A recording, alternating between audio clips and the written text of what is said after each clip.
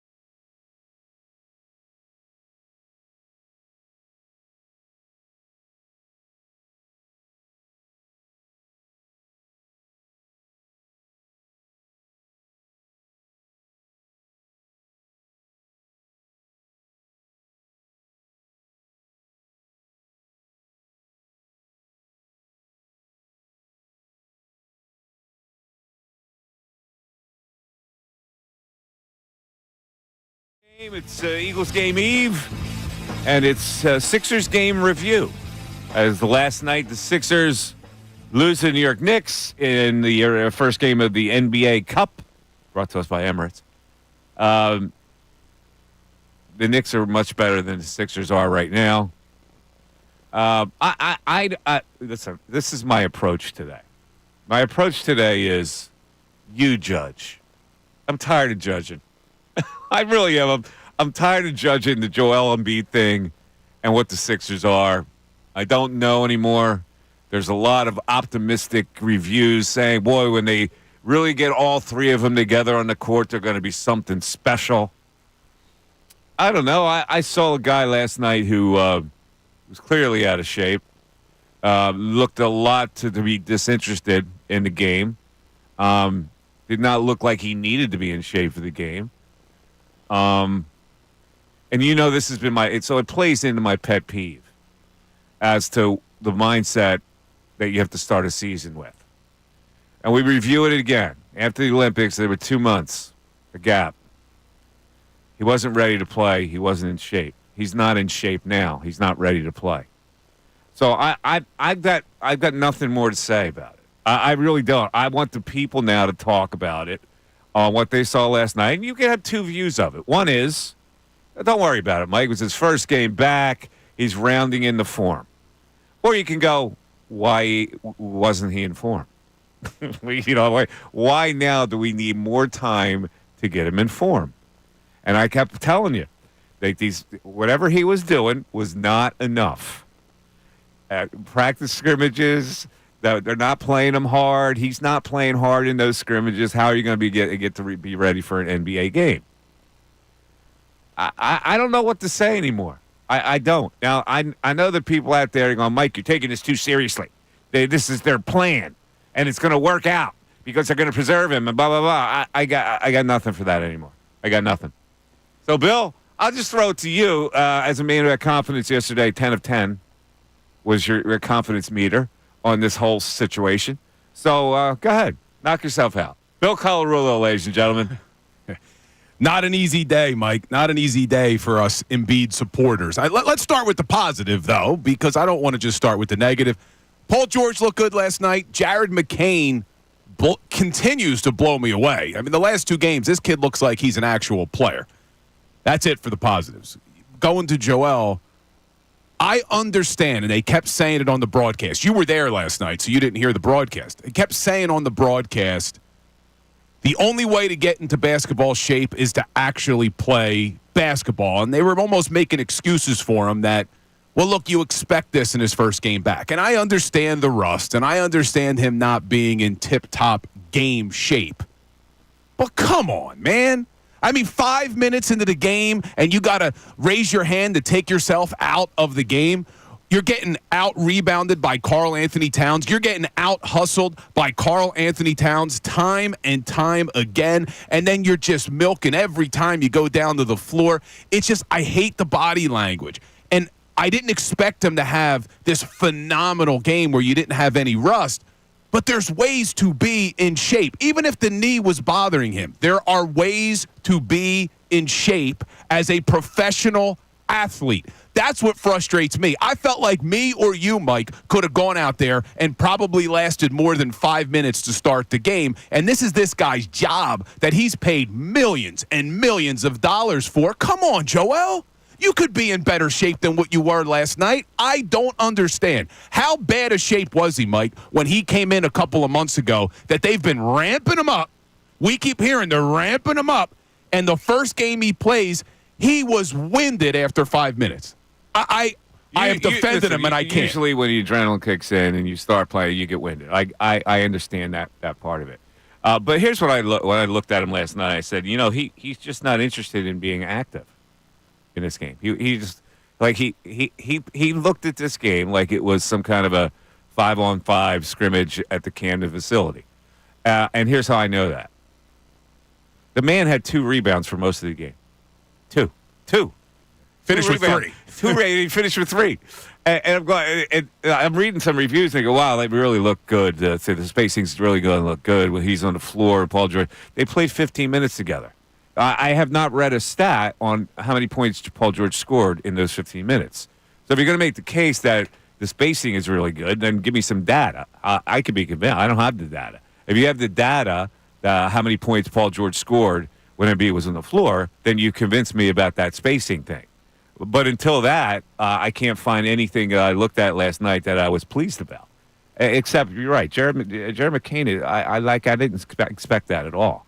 But I'm watching the game, and Nick Nurse is wasting my time with a stiff, with all due respect.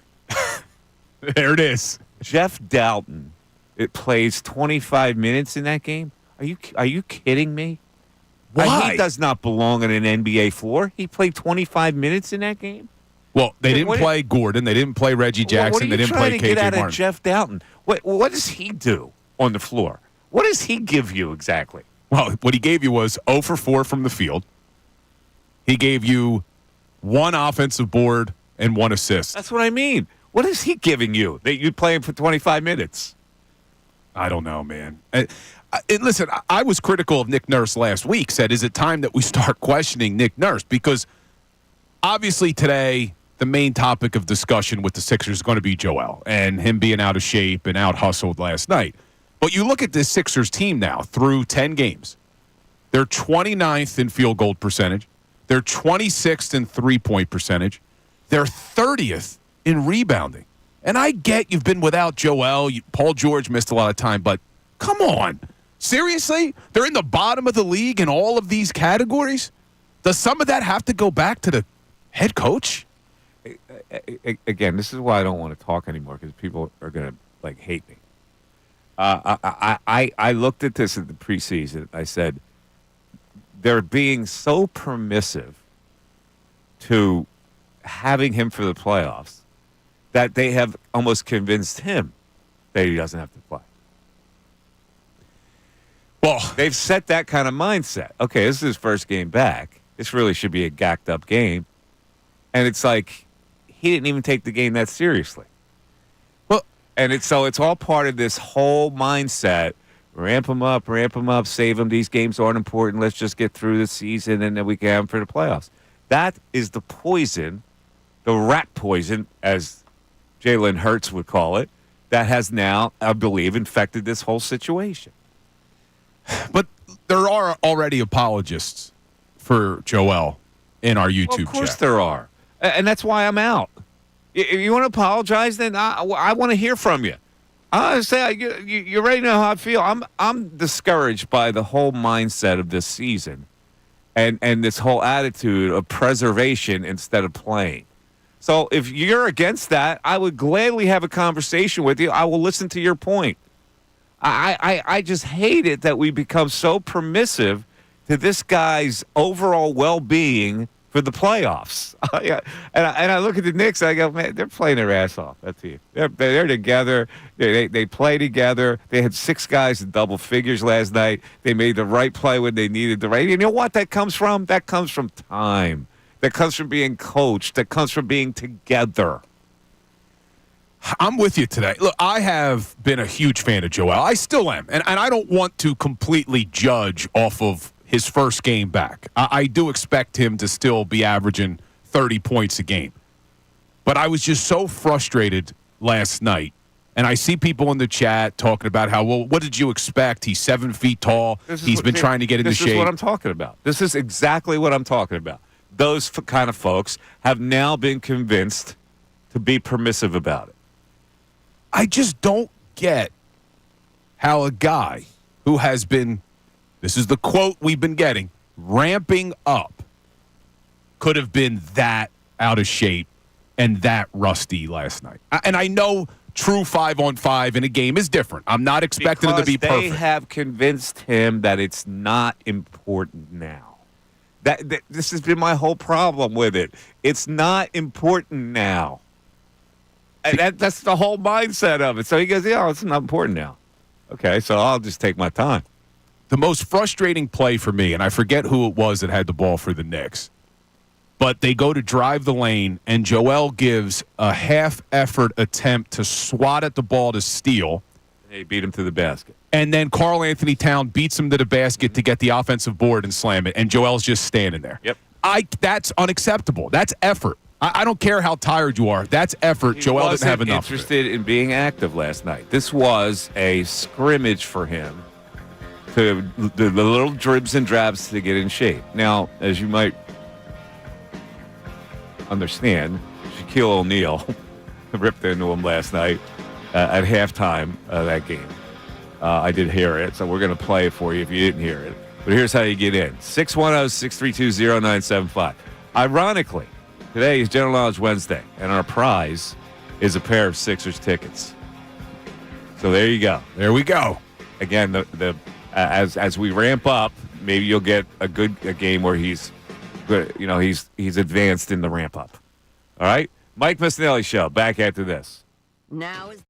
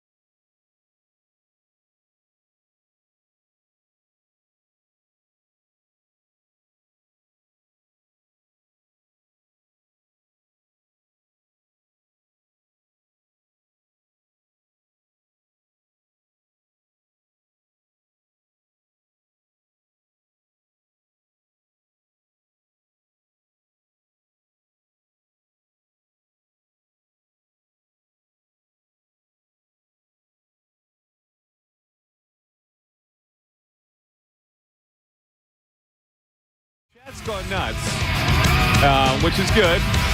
You're either on one side of this or the other. Bill, I assume there are more people that are behind Embiid here than not. No, I think it's actually the really? opposite. And as no surprise, my wife is in the chat Really? going after Joel. She's not a big fan. Your wife is not a big fan of Joel. No, now she's being asked if she's going to be an apologist like I am. I'm not apologizing today for Joel. I did not like what I saw last night, and I wasn't the only one, and the majority of people, I think, are frustrated. Mike, we knew he was going to be rusty. You knew he was going to be rusty, but I just thought that his first game back, as he's been ramping up, as they keep telling us, ramping up, that he would have been in a little bit better of shape, man. Isn't that the whole point? Isn't that what they've been telling us? That they're trying to get him into game shape?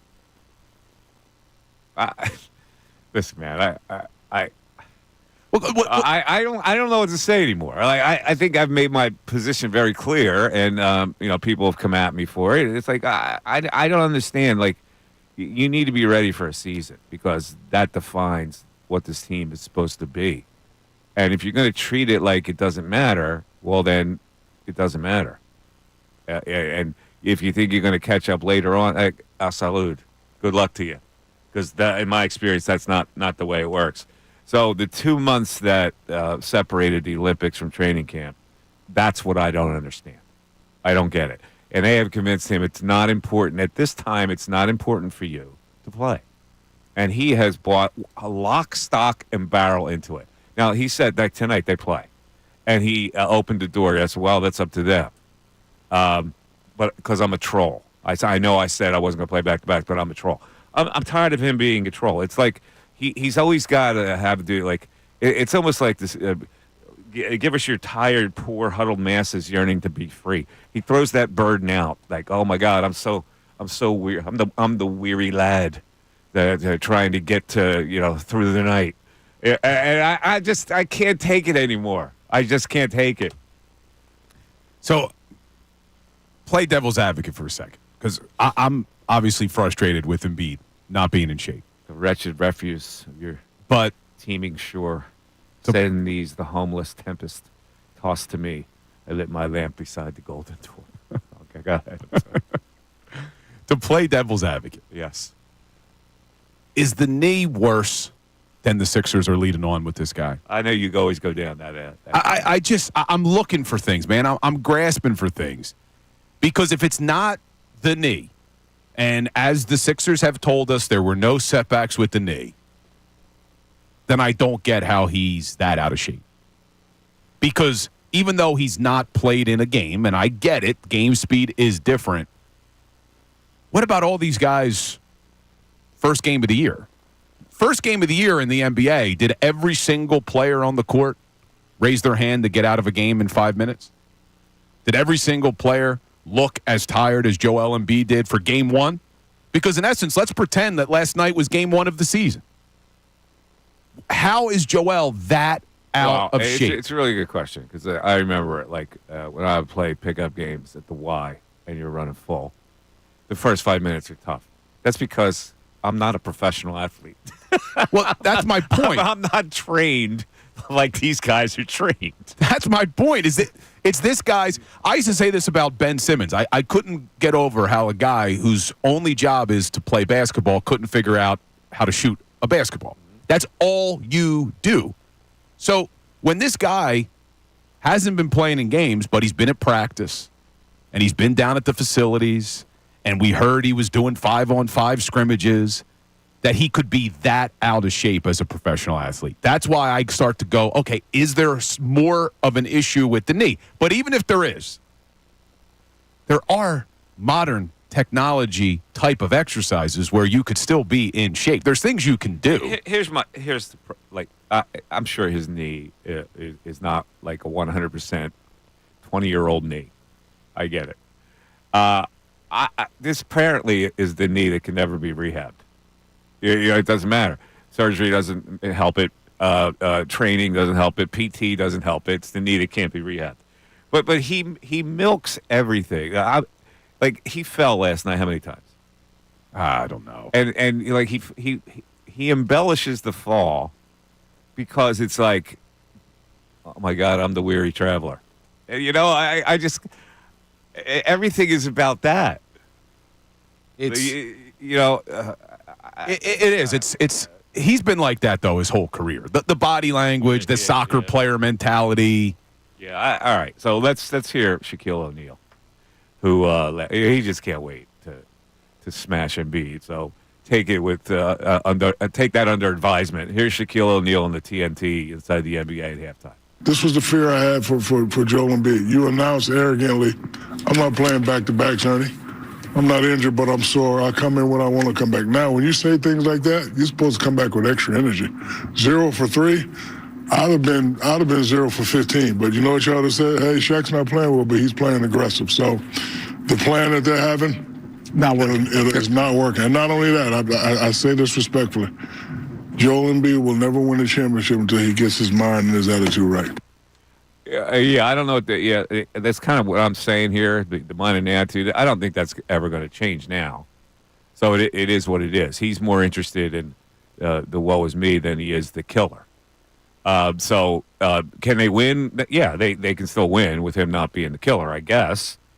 But it's like he wasn't interested in being active last night, and just his lack of attention to the glass indicates that. You know, at the very least, well, you say, well, he's going to get a double-double.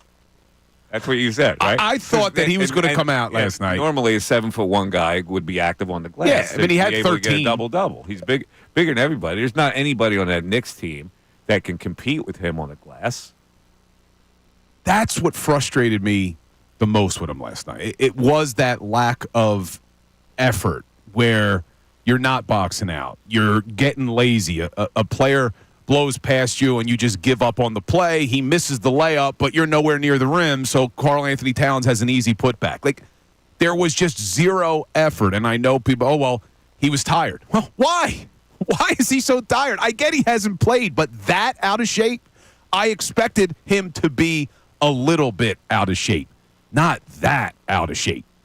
It looked like he hadn't played any basketball, practice, scrimmage, nothing. It looked like he was going through one of those stressless workouts where you kind of work out, but you're not pushing it hard.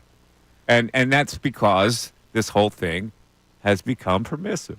Yeah, you as think long it's as people don't expect it, well, then he doesn't expect it. He's just going to go along with this whole thing. But let me say that. We played that clip of Shaq. Mm-hmm.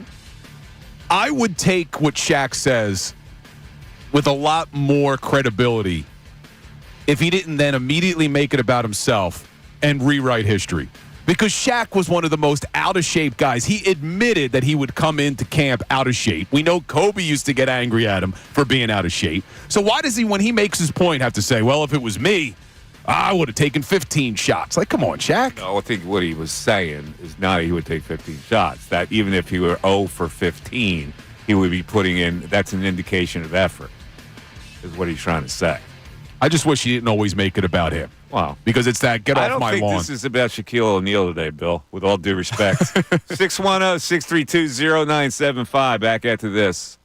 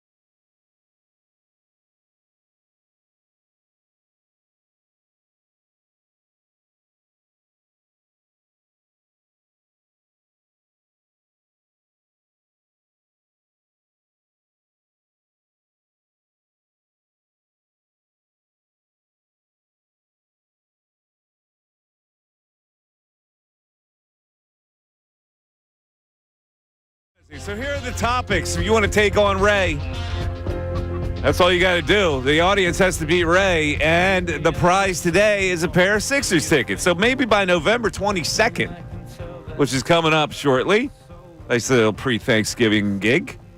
Get to the arena. I was there last night. Had a delightful time. A lot of food choices down there these days, and the court was beautiful. The blue court I thought was beautiful. Anyway, the tickets for General Knowledge were for Friday, November 22nd, and that's a Ben Simmons night. And more importantly, Nets. no back-to-back within that time frame. And so they'll both be they'll be playing, and the minutes restriction maybe will. He played 32 last night. Paul George did, so that minutes restriction is loosening up as we speak. He looked good, too. He did. He looked real good. He made a lot of shots. He had a smoothness to him. Moved well. Made a couple passes. So Sixer tickets is the prize today, and all you have to do is get more points than Ray. So if you get a correct question, or a question correct, you qualify. And at the end, it's just in a matter of spinning the roulette wheel to see if you're the winner. But our topics are the general knowledge category, movie titles by synonym. Ooh. Ray's terrible with anything movie related. Let me test one on Ray. Ray, if I say the starvation contest. The Hunger Games. There it is. There you go. See, he may be all right with this. It's as easy as that. Let's be very clear about when the Hunger Games came out and how old I was. That's a very formative movie for me. Well, I'm going to go into your wheelhouse for that. Now, the next one is an NBA topic. We give you the most recent time something has happened in the NBA, and you got to guess the player, the team, or the city that fits the clue. Either one of those gets you the point? Yes. Okay. All right, Well, Ray's got a shot. I'm going to give you the year, and I'm going to give you the clue, and you got to give me the answer of what it is. All right? So if I were to say, the player to be named MVP of the Olympic Games, the year 2024, your answer would be? LeBron? Correct. These are simple. These categories today could be very simple for everybody. If I was handicapping it, I would give Ray Give him the edge? odds. I would give him the edge on this. Ray is the favorite today? Because I got the audience -1.5. when you're going synonyms, that'll be the SAT knowledge right there for Ray. He's got a big dictionary in his head. Yeah. And then What? when you talk NBA, you're solid. You're solid. Yeah, you know words. You're a wordsman. No, you just. What, I said you have a big dictionary in your head? Yeah.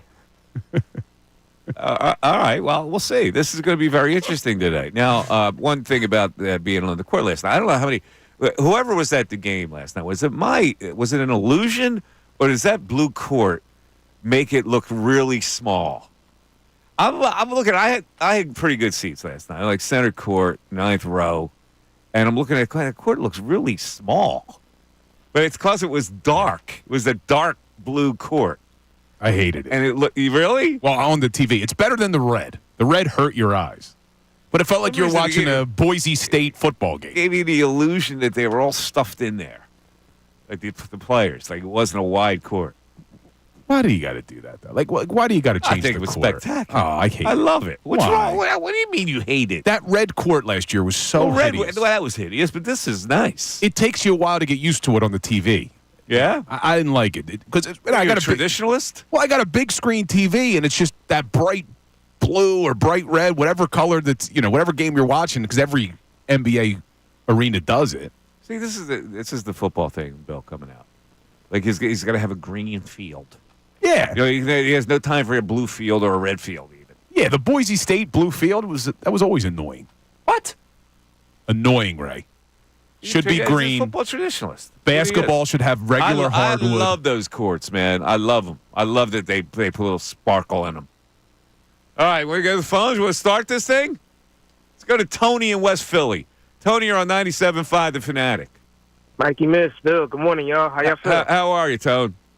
I would never call one of our professional athletes a loser, but I'm gonna say that either Joel Embiid is the most selfish athlete that the Sixers have had in years. Because all right, let me say this: the whole idea of him playing in the Olympics was, I thought that playing around all of those superstars, especially LeBron James, would give him to let him see what it's like to be a champion, what it takes to be a champion. He won. That 41-year-old across this country was back game one, and he's putting up triple doubles, unbelievable fashion. There's no way Joel Embiid couldn't get ready in 2 months. And then the other side of it is, then you got the Sixers organization. It just seems to me that the Sixers organization is more worried about getting that stadium up downtown than they really are care about, the basketball product they're putting out there. But I don't like the fact that Joel Embiid has this. It's like a loser mindset. What superstar has the? I would have taken back-to-back. Joel Embiid. Let me say this to you. Joel Embiid is going to be the biggest waste of talent in NBA history when his career is done. Joker. If you compare Joel Embiid and Joker's skill set, most people will take Joel Embiid's skill set over Joker. It's crazy how Joker, 3-time MVP, champion, and Joel Embiid is probably better than him with his skill set, and we can't even get in the Eastern Conference Finals. It's ridiculous, Mike, and I'm tired of giving Joel Embiid a pass. I mean, I can't help but to feel like, damn, look at Joker. Every night, Joker crushes it. Quiet, humble. He just kills every night, and Joel Embiid is probably better than him. But he don't want to play. He don't have a passion for it. He don't have the love for basketball anymore. He's a selfish player. He wants to get paid, and he wants to cry, don't question my heart. You got to question your heart. What athlete doesn't want to play every night? If it ain't his knee, what's wrong with him? He's either selfish or he don't want to play basketball no more. Wow. That's all I can say. Well, listen, Tone, I appreciate that opinion. A lot of people will be on the other side of that. But I kind of side with you. You made a couple of good points. My problem is he always seems to really like feeling sorry for himself. Yeah, I mean, I remember Joel Embiid his first couple years, when he's a young player, and I remember him going to New York and he ordered a Shake Shack and 2 milkshakes, and I had to convince my father, who's a lifelong Sixers fan, that I had to G it up with him and just tell him he's a young player, he's not really into he don't understand what it takes to keep himself in shape and all that type of stuff. He's been around LeBron James. LeBron James is 41 years old. I'm not trying to hear no excuses no more. LeBron James is 41 years old, still passionate, still balling. And no, not every athlete is LeBron, but his attitude about his enthusiasm about the game, that did not rub off on Joel Embiid. Pretty good. Tony, listen, I love it. You had a strong opinion. Now, a lot of people won't agree with it. A lot of people will agree with it. But I appreciate it. I like when you come hard at it. Now, are you ready for your general knowledge question to start this thing off? Yeah, absolutely. All right. It is the general knowledge category. So then you got the first salvo here. What city is also called the Big Easy? New Orleans. Correct. Tony cashes in first. That's easy. Well, some are easy, some are not. That's the Big Easy. Yeah, that was really easy. All right, Ray. What superhero Oh, crap. has a lasso of truth?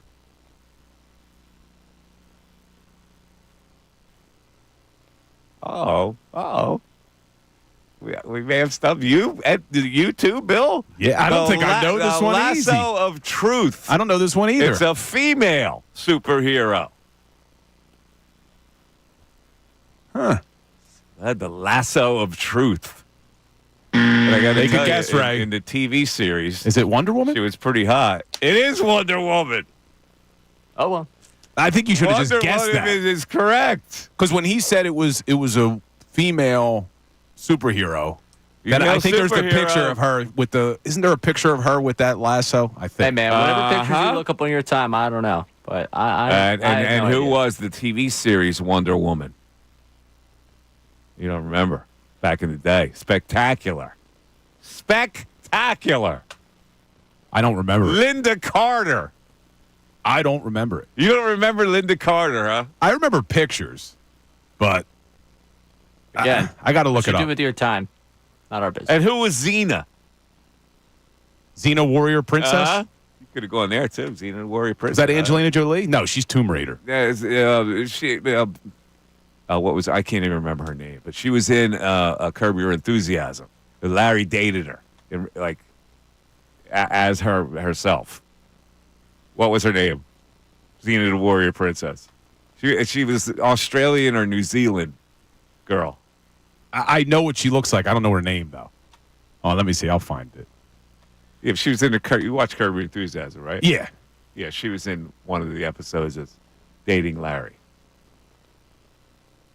Who is it? Whatever. Whatever. Take it too long to Let's find go it. to Jamal in North Philly. Jamal, you're on 97.5 The Fanatic. Jamal. Hey, what's going on? What's going on, Jamal? Just wanted to make a couple comments. I want them to move Oubre to the bench. I feel like he hurts our chances with his shot selection. He's not efficient from three. He takes a lot of threes, and he don't have a finishing package around the rim. So I want them to put somebody in there that's not a liability. When you're going up against elite teams, you can't have a weak link in the team. They can overplay everybody else so the ball can get to Oubre, so he could do something bad. In addition to that, I know it's a minutes restriction and everybody's not healthy, but they got to keep two scorers out there at all times, whether it's Embiid and McCain or Paul George and McCain, or Paul George and Embiid. You can't go up 6 and then put a lineup in there that's struggling to score, a bunch of role players. Yeah. You got to have a scoring threat out there at all times. Let's talk about Oubre for a second, because I'm on record. I'm not that big of a fan. I think he's been passed around the league for a reason. You're right. He forces a lot of stuff that he tries to get to the basket. And sometimes he's a good defender, and sometimes he's a terrible defender. I like him. I love him. I love his effort, and I love the fact that he goes out, he plays D, he plays, real hard. But at the same time, we need somebody to play hard along with the right talent. Remember, we after a championship. All right, so I agree with you. I think to add that kind of energy off the bench, you need to add energy off the bench. They don't seem to have anybody who brings energy off the bench. They don't have young energy. McCain is really shocked me with the energy that he brings on the floor. But there's no young wing that brings them young energy. Like he tried Doughton last night. I'm going, what? Why? What is he going to give? Because the other game that they tried him, he did good. So you're going to ride the high hand. Because right now he's searching for lineups, see who work, what works. Yeah, he is. My thing is that should be done in practice. See what talent a person bring, who plays well together. And another thing, we seen how good Paul George and Yabusele, Wabastelli played together off of each other, but he didn't really have them in too much. And they also need to be like, I'm not saying that they're selfish as players. I'm not saying that at all. But they got to make it known that everybody's unselfish. Like if Paul George sees something, he should be able to wave Embiid off and give it to Wabusele. Yeah. Embiid should be able to wave Paul George off to kick it to McCain without them taking it personal. Because if you look at Boston play, like they play simple basketball. We going to drive. If y'all collapse, we going to kick it out. If y'all don't collapse, we going to take the little floater or whatever there. And they make you collapse and swing it to the open player. You scramble to him, they swinging it to the next open player. Or if that first open player wide open, they shooting a 3. They play simple basketball. They take what the defense gives them and they make them pay. You get what I'm saying? This is good stuff, man. We've had our first 2 callers have had 2 exceptional analytical calls. Yeah. Now, Jamal, you ready? Here's your general knowledge question. It is movie titles by synonym. So if I say to you, adolescent, freakish, assassin tortoises, what movie am I looking for? Oh, it's one of my faves. Teenage Mutant Ninja Turtles. You got Yes! it. Hold on a second. Of course, that would be one of your faves. Well, the cartoon when I was a kid. All right, Ray. Ray's already in a 2-0 hole. Well, he needs this one. Apparition Apprehenders.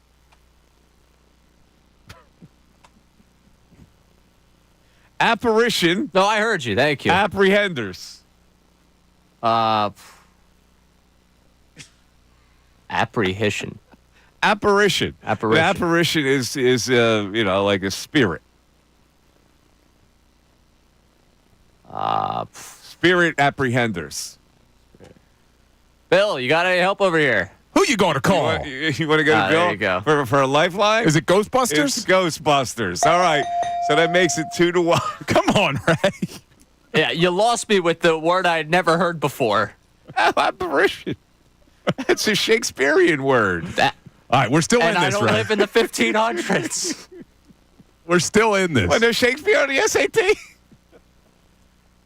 Yeah. Some people in the YouTube chat were saying dream catchers. That's what I thought maybe it was going to be too. But Really? Where does Shakespeare refer to the apparition? Was that Macbeth? I don't know. I no What do you longer. mean? What do you mean you don't know? I don't remember. You read Shakespeare? It's Macbeth. Yes. 3 apparitions. An armed head, a bloody child, and a child crowned with a tree in his hand. They were the apparitions. Come on, man. Yeah. Yeah, I know here we go. 97% of our audience was like, that's right. I remember I'm a that. Shakespearean Yeah, that was, scholar. Come on. great. Yeah, all of our listeners. Woo. The 3 apparitions in Macbeth. You know what? Maybe I'll try and stop by the English department at Temple next time I'm there. Did you, apparently class? you didn't stop by very often. I certainly did not. What you major? What did you major in? Media studies and production. There was no English in that. No English lit. There was like one Common Core, whatever they're called. Journalism major. I had to Gen take Ed. English lit as a Yeah, it requirement. was journalism. You did the hard major. All right. Let's get to John in Philly. John, you're on 97.5 The Fanatic. John. Can you hear me well? Yes, sir. Those first 2 callers were great. They were. Yeah, kind of like just derailed my entire process of what I was thinking.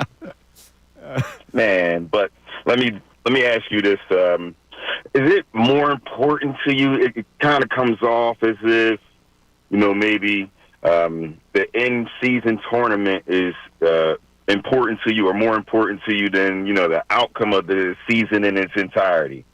Why is it such a push for Joel to be, productive and not the team? More of a push for the team to have cohesion with Joel. If we know he's on some kind of load management, minutes restriction, why is we don't just kind of focus on, working him into the season and getting there versus I want results right now? Well, they are working him into the season. That's why they lost last night. Exactly. So what's wrong with it, Mike? What's wrong with it is he in my opinion, Okay. they have taken this too cavalierly to get him ready for the damn season. What were the 2 months about after the Olympics coming into the season? Was he agree. supposed to be in a lounge chair for 2 months? No. See, Absolutely. that's my problem. When you have a mindset that it's not important, then it becomes not important. And this is why they're right now they would have to play 20 games over 500 to get into a really good seed for the playoffs because they buried themselves in a hole. Well, I don't want to talk about seed again, but would that not kind of elude your thoughts to maybe it's more serious of an injury than I don't believe it's more serious of an injury. I don't. I believe that they're on this load and management thing that they think that if they could shave as much of the season off as possible, then that's going to give them playoff success. And I don't buy that. I agree with you. I agree that's the case, but is it wrong? Is it wrong? Take a look at it. Yeah, it's wrong. You got to be ready to start the season. If you want to load manage them, then load manage them. Don't make it. You're setting a mindset that this is not important. This is not an important time. That's the mindset that they put out there. What if they also know that he's not going to get it done himself? So they have to preserve him, get the team in the best position, and then it all comes together. They assembled a team that was supposed to have a 3-headed monster that was unguardable. Now it hasn't. Everybody's load managing. Now guys hurt. The mindset of it, well, you assembled a team, and the mindset is it's not important. So I don't know. Maybe it's me. I would think that when you assemble a team, well, we're going to be loaded for bear this year, and then you cavalierly say it's not important for guys to play, then what message are you sending? I think maybe it is you. I think you vicariously live your basketball hoop dreams through these kids. Oh, come on, man. I had no basketball dreams. Let me give you a general knowledge question. This is the NBA, and this is the most recent thing. Something has happened in the NBA, and you got to tell me who did it. All right, so the most recent player with 10 block shots in a game was whom? Ay, Dios mío. Minnesota, someone, Rudy Gobert? Ah, good guess, but incorrect. Player with 10 blocks in the game. I don't know. Should I give that to Ray? Should I let him try to steal? He probably knows. All right, Ray. Player with 10 blocks in the game. You can steal it. Wemby. Correct. Whoa. Did it last year. Wembanyama. All right, we got a 2-2 game going. There you go. We got a 2-2 I like game. this category. Nick Sirianni's coming up. My man. Bland Nick Sirianni. It gives me Hell yeah. Gives me nothing anymore. Dog mentality, we all fertilize. He's coming up at 11:15. Core values. So we'll discuss. This is a hot issue because people a lot of people disagree with my take on this, and everybody is permissive. They're doing the right thing. He's going to be okay for the playoffs. They're going to be okay, and maybe they will. I just think it's the wrong mindset. 610-632-0975 back after this.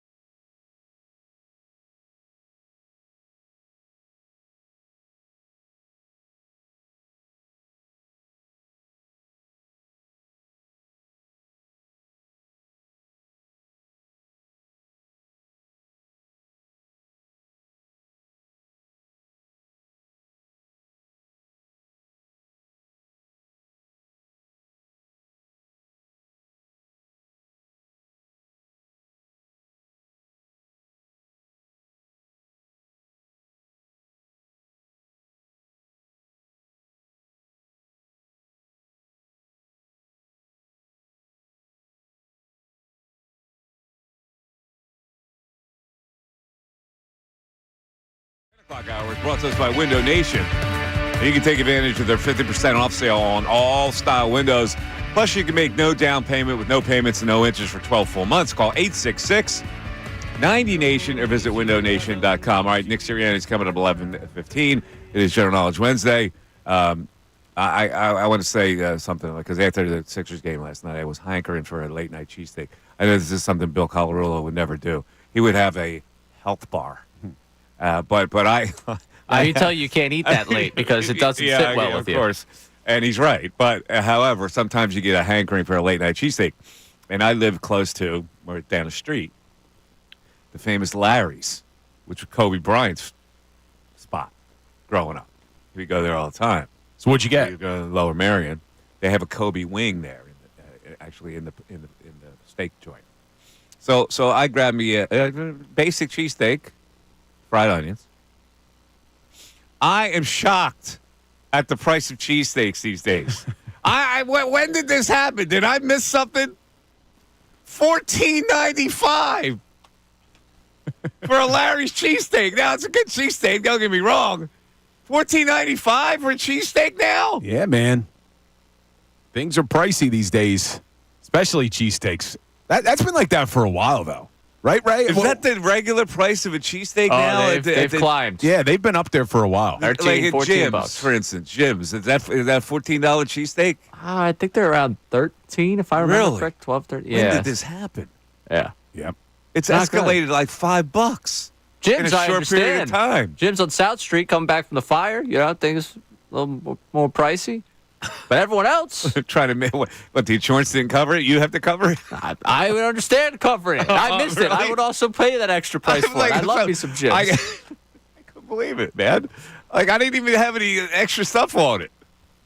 Yeah, no, it's ridiculous. I mean, there's one around the corner from where I am that's good cheesesteak, but like $15. I'm Wow. How can I eat? Listen. How can I afford to That's eat? what the Yep. price. That's the price. So how do you feel this morning after down in I that feel great. cheesesteak? It was fantastic. It hit the spot. I mean, I went to bed perfectly fine, slept. The belly was satisfied with a nice cheesesteak. I wasn't worried about a freaking health bar. I wasn't worried about my health during the night. We need him to eat.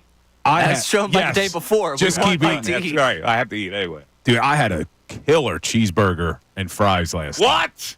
What? Sound yeah. the alarm, Ray.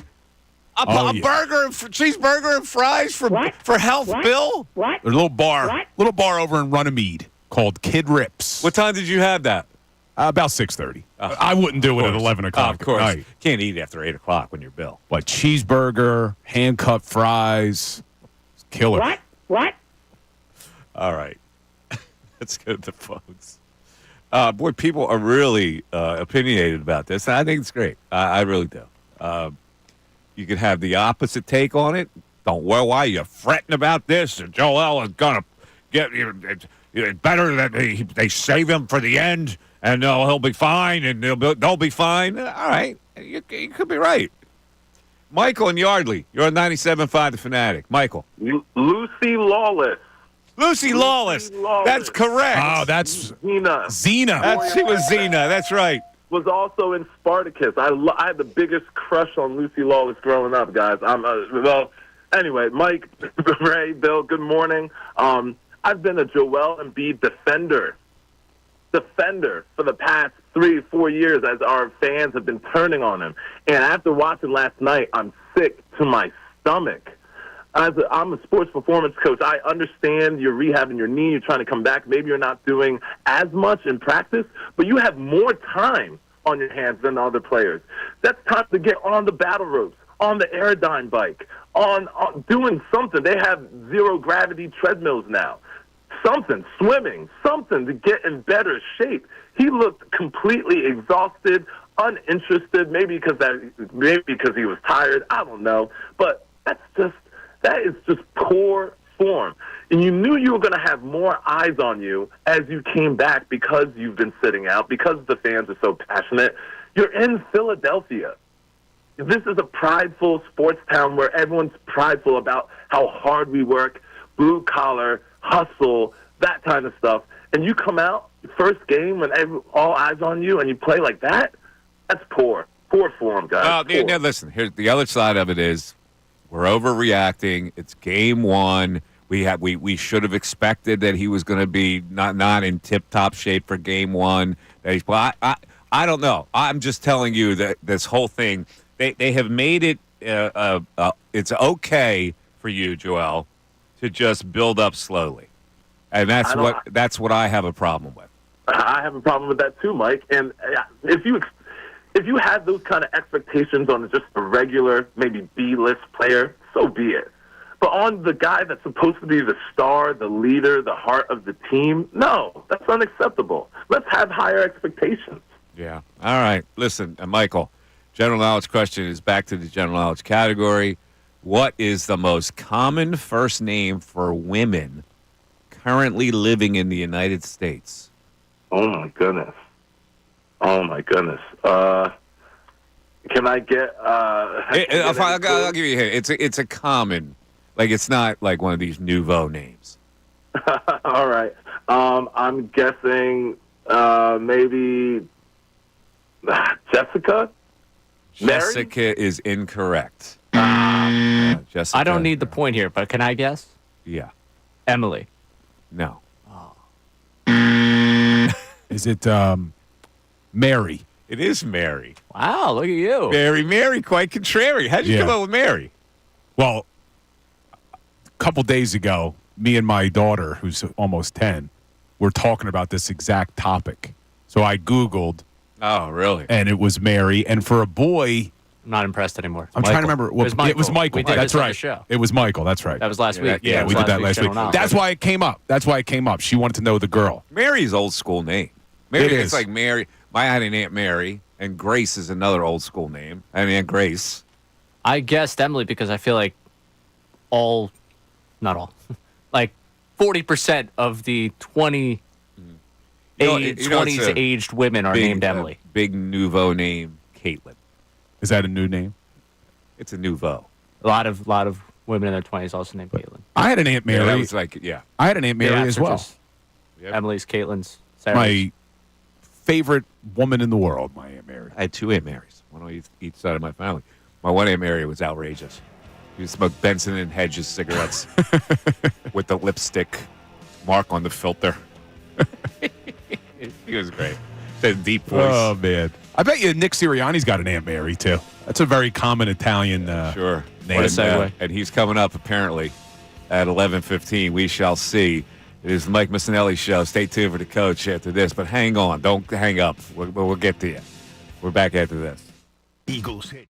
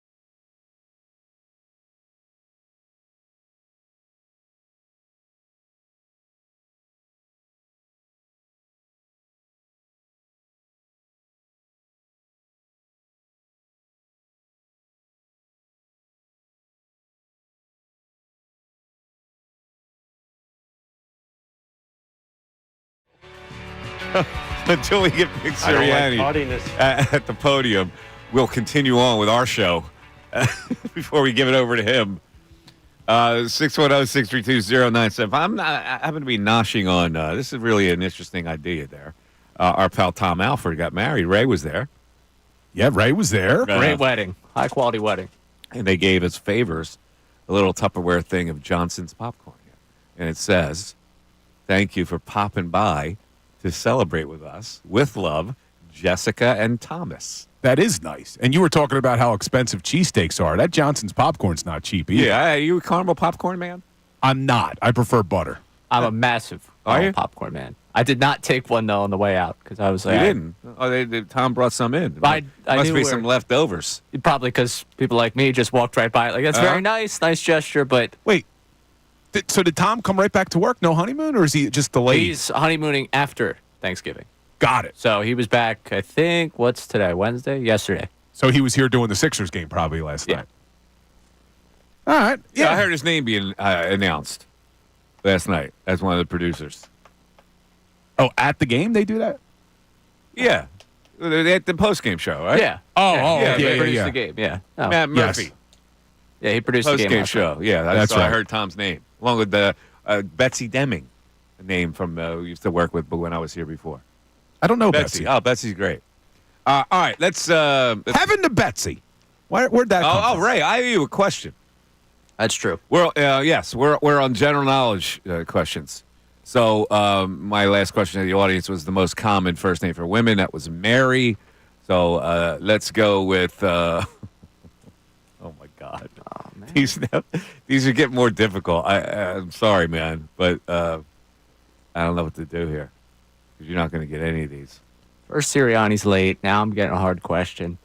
11 o'clock hour was brutal. Yeah. Okay. Let me give you this one. I don't know if you'll know it, but whose hand and feet wounds are known as stigmata? Hand and feet wounds known as Stigmata. Come on, Ray. The stigmata. You have to, I would think you have to have some. I mean, there's only one person I know that's carried through history with the hand and feet wounds. Uh-huh. So I'm going to go with Jesus Christ. There you go. That is correct. There you go, Ray. That is correct. The stigmata that appears every now and then. All right, Ray's got a 3-2 lead. There you go. 3-2? He leads? 3-2. We go to Sirianni from that. There's Nick Sirianni. But beyond that, I saw some of your messaging for the Cowboys game. You talked about doing some special stuff with this group. I'm curious if that was a constant or there was a demarcation line where you kind of said this particular group, why you pulled the trigger on that. I'm sorry, John. Can I ask me that again? Your messaging for the Cowboys week, you talked about this team doing some special stuff. Different word, but you get the point. And I'm curious if there was a demarcation line when you felt that way, or that's been a constant messaging. I got you. From early on. I got you. Yeah, that's been constant. That's been a constant messaging. The best, again, I always go back to the best teams win, not the best groups of individuals. So you're constantly trying to come together as a football team. And I think, again, there's a lot of good teams. There's a lot of good groups of individuals out there. But what you're trying to do things that you want to be special, it comes down to the team. And understanding that, none of us, we can't be great without the greatness of others. So I'm constantly building up the team, constantly thinking about the team. And that's just part of, I think that goes back to our core value, number one, of connecting, which I've been saying team a lot more this year. And that's the most important part of any team is the team. So that's been a pretty constant message, John. And Jordan? We'll see. We got some time here. So we'll see here as the week progresses. I know that we only have a couple more days, but today and tomorrow. But we'll see. But he's working his butt off, and we've got great doctors. We got great trainers. We got great strength staff that's done a good job. And Jordan's done everything he could possibly do to put himself in a position to potentially, again, like I said, we'll see. We'll go to Jeff and then Zach. John stole my question. So we'll go to Zach here. Hey, good morning, Nick. You've told us a few times that there's no handbook for this job. If you think back to your first year, the situation with Zach Ertz was the first time you were exposed to kind of the business side with a player, if you will. How did you learn from that experience, and how did that help you as a head coach? Bless you. Yeah, I think that first and foremost, Zach was as an all-time Eagle, and was really honored to be around him, and he's still playing at a high level in this part of his career. So, going through that, and him moving on, us moving on in the organization, and him getting a fresh start. That was always a that's a tough one, because I did really come to really value Zach Ertz, the person, Zach Ertz, the player, and enjoyed the time that I had around him. And so even as you work through all these years, these 4 years, even every one of the moves that you make, or when somebody's not here anymore, they all have a little different of a flow. I think at the end of the day, it goes back to the relationship that you have, and you try to build with your team, and with your players on your team. And I value that relationship that I have with Zach, and and obviously he's a great player. We'll go to Dave and then Bob. Hey, Nick, I know when you always say that the best teams are the ones that are most connected. What are the signs you look for to figure out if that's the case, and has this team been exhibiting some of those? Yeah, I think you can tell. There's a lot of things that you can tell in interactions of team meetings. You can tell things like that.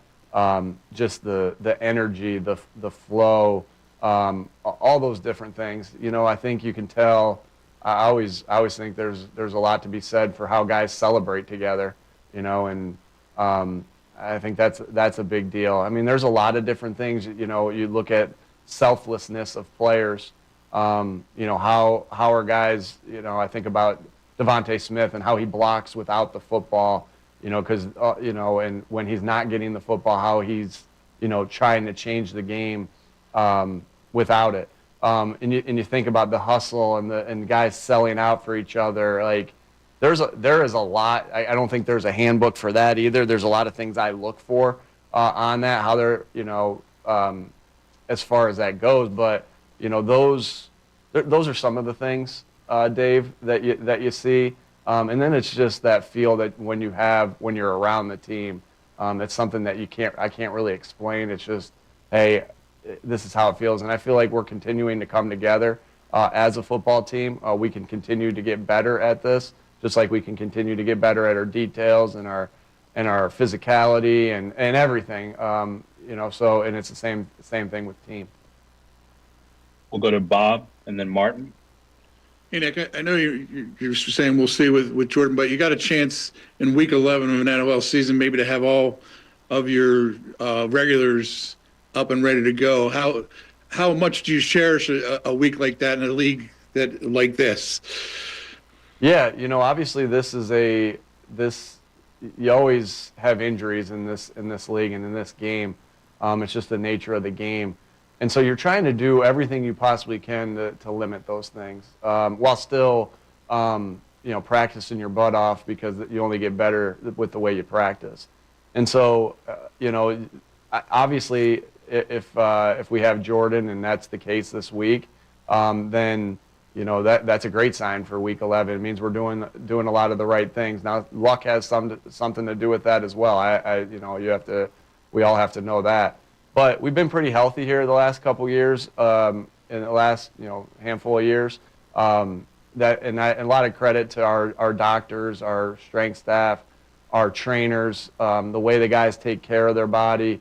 We do a lot as coaches to think about how we're going to do that, but also how we're going to get better at the same time. So it takes everybody to win a game. It takes everybody to have the type of health that we've had, and we just got to continue on that path while still getting better. We'll go to Martin here. Hey Nick, I know you mentioned the other day like how valuable it is to be able to rest your starters in 3 of the 4 games, like late in the fourth quarter. But I was also curious how valuable it is for like some of those young guys like Anias, Will Shipley, Jalix Hunt, Johnny Wilson to get playing time in those 4 quarters and how that could benefit you down the road. Yeah, I think equally as important. That's a good question, Martin. Equally as important the rest that the starters get, and then the backups getting the time. I think that's huge. You constantly try to do things at practice to put these guys in positions to excel and to to have reps, so they get reps at doing our stuff. So if they are thrust into position to contribute, that they're ready for it. And so to be able to do that, and that's something that we do a lot on Fridays. It's something that we try to do throughout the week, Fridays and Saturdays. But when you're able to get the live reps, within the year in game mode, that's obviously huge. So it's super important, and I think the guys have done a really nice job of doing the things they're doing when they get into the game. Will Shipley has had some really nice runs in there as well. When teams know we're running sometimes in those areas, so the offensive line has done a nice job blocking those, and Will's done a nice job of running those. And then you get the linebackers, Orrin Burks and and then Trot have been able to play a lot. So it's been really beneficial. We'll end with Tim here. And Nick, have you used that LSU Georgia championship game as a resource at all this week? And have you shown the players a clip of Carter holding Daniels up in midair? No, I didn't show that. We use every resource that we possibly could have to watch guys. I think right now, the amount of game tape that Jaden Daniels has out there is, that is to go back and look at more stuff, as far as at Georgia versus LSU. Yeah, we may have peeked at it, but I think we've got a big resume of what he is with this team and how this team operates. So no, we'll let you guys show that clip. Obviously, it was a good clip, but we'll let you guys show that good clip. But a lot of respect for Jaden Daniels, a lot of respect for Jalen Carter. So it'll be cool to see them match up again on the field on Sunday or tomorrow. Thanks for the time, Coach. All righty. There you go. Calm Nick Sirianni. It's my man right there. Oh, yeah. That's my man right there. All he does is win, Ray.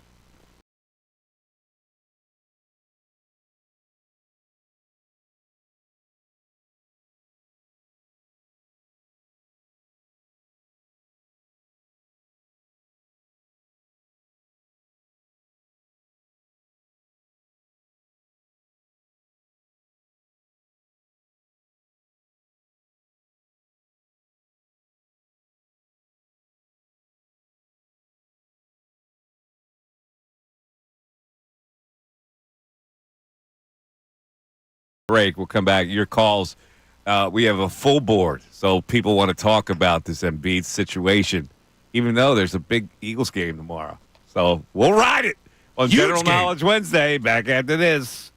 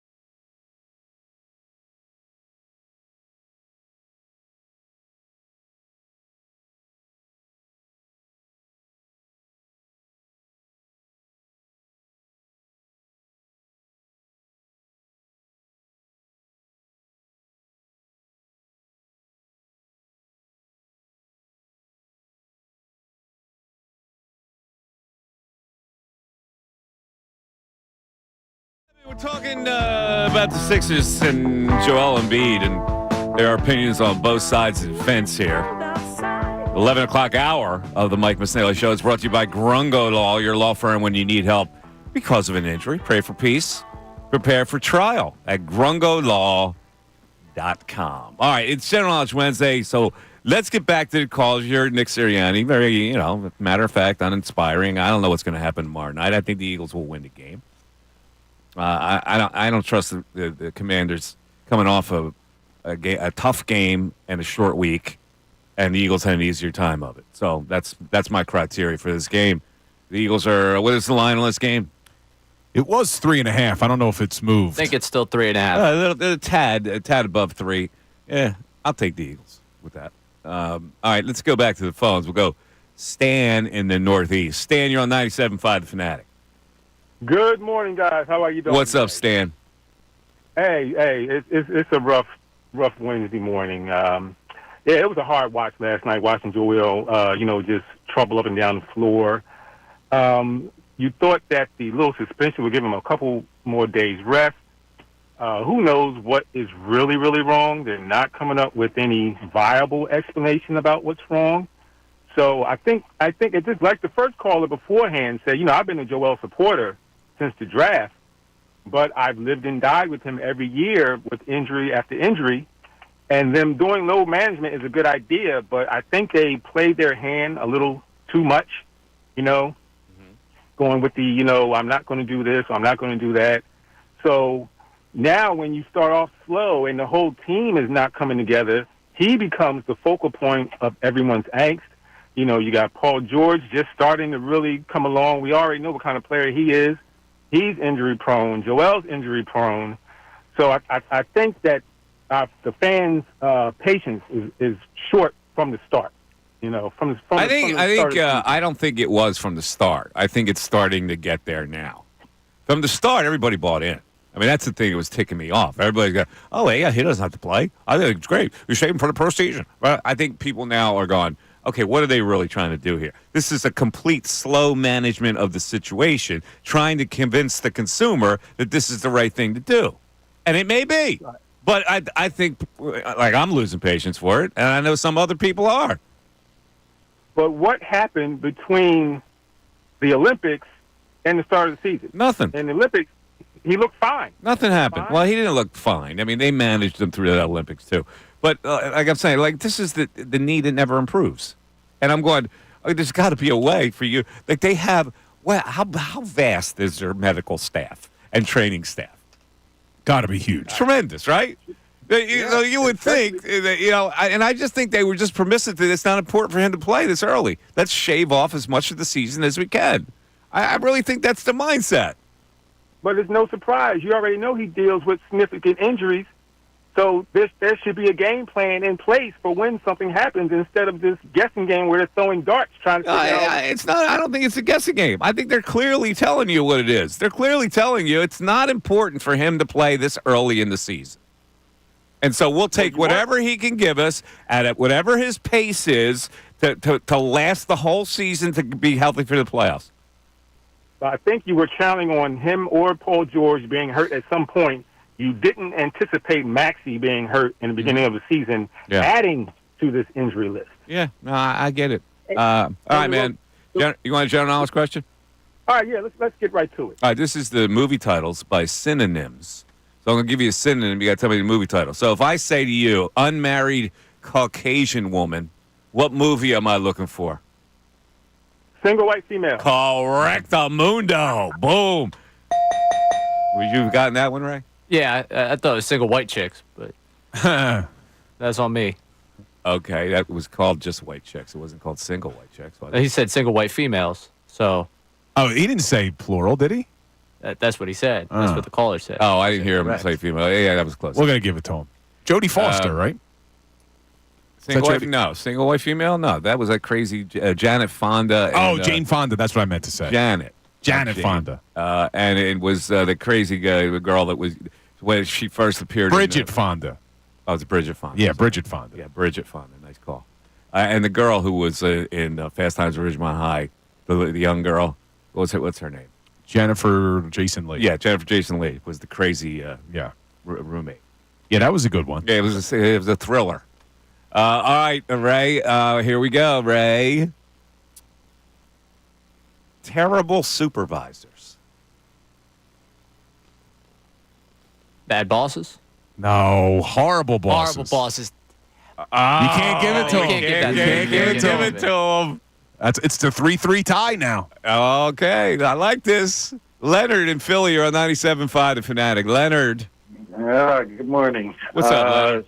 What's up? Well, yeah, the whole Embiid situation. I actually went to the first game and didn't realize that Embiid wasn't going to be there, and then I had an epiphany. I tried to watch the first few minutes of the game, saw that Embiid was tired, and I was like, you know what? We're doing things differently. Just like how he said we need to ramp up, I'm going to ramp up my viewership. So That's awesome. So I figured that obviously he's not playing today, so that's going to be a loss. So I'm just going to ramp up my viewership over the next few weeks and see how we do with that, because apparently they have no problem doing it. They have no problem losing and going 2-10. You want to spite them back. I love it, Leonard. Now, let me ask you this. So you got to tune in because we don't know if he's going to play. Well, we will know if he's going to play tonight. So you don't have to tune in to know whether he's going to play. It'll announce that beforehand, right? I'm going to take that bet. He's definitely not playing tonight. You don't think he's playing against the Cavs? You don't think they'll play in 20 minutes? Come on. No? If they wanted to play in 20 minutes, they would have done that throughout the year already. They'd say that no, he's not going to be playing, a few minutes. They're gonna feel like whenever he's ready, and that's the way it goes. So I'm going to ramp up my viewership. All right, man. I like it. All right, here's the general knowledge question. It happens to be an NBA, the most recent thing when it happened in the NBA. So if I say the last player to average a triple-double for a season, it was done in 2021. Who did it? 2020, average triple-double, 2021. Oh, God, come on. 2021. We got to give you this. Ziggy, you're out. Ray, I'm going to give you a chance to steal this one. Player to average a triple-double for a season did it in 2021. I was really hoping that he was at least going to give me a guess because I'm between two players. I will go...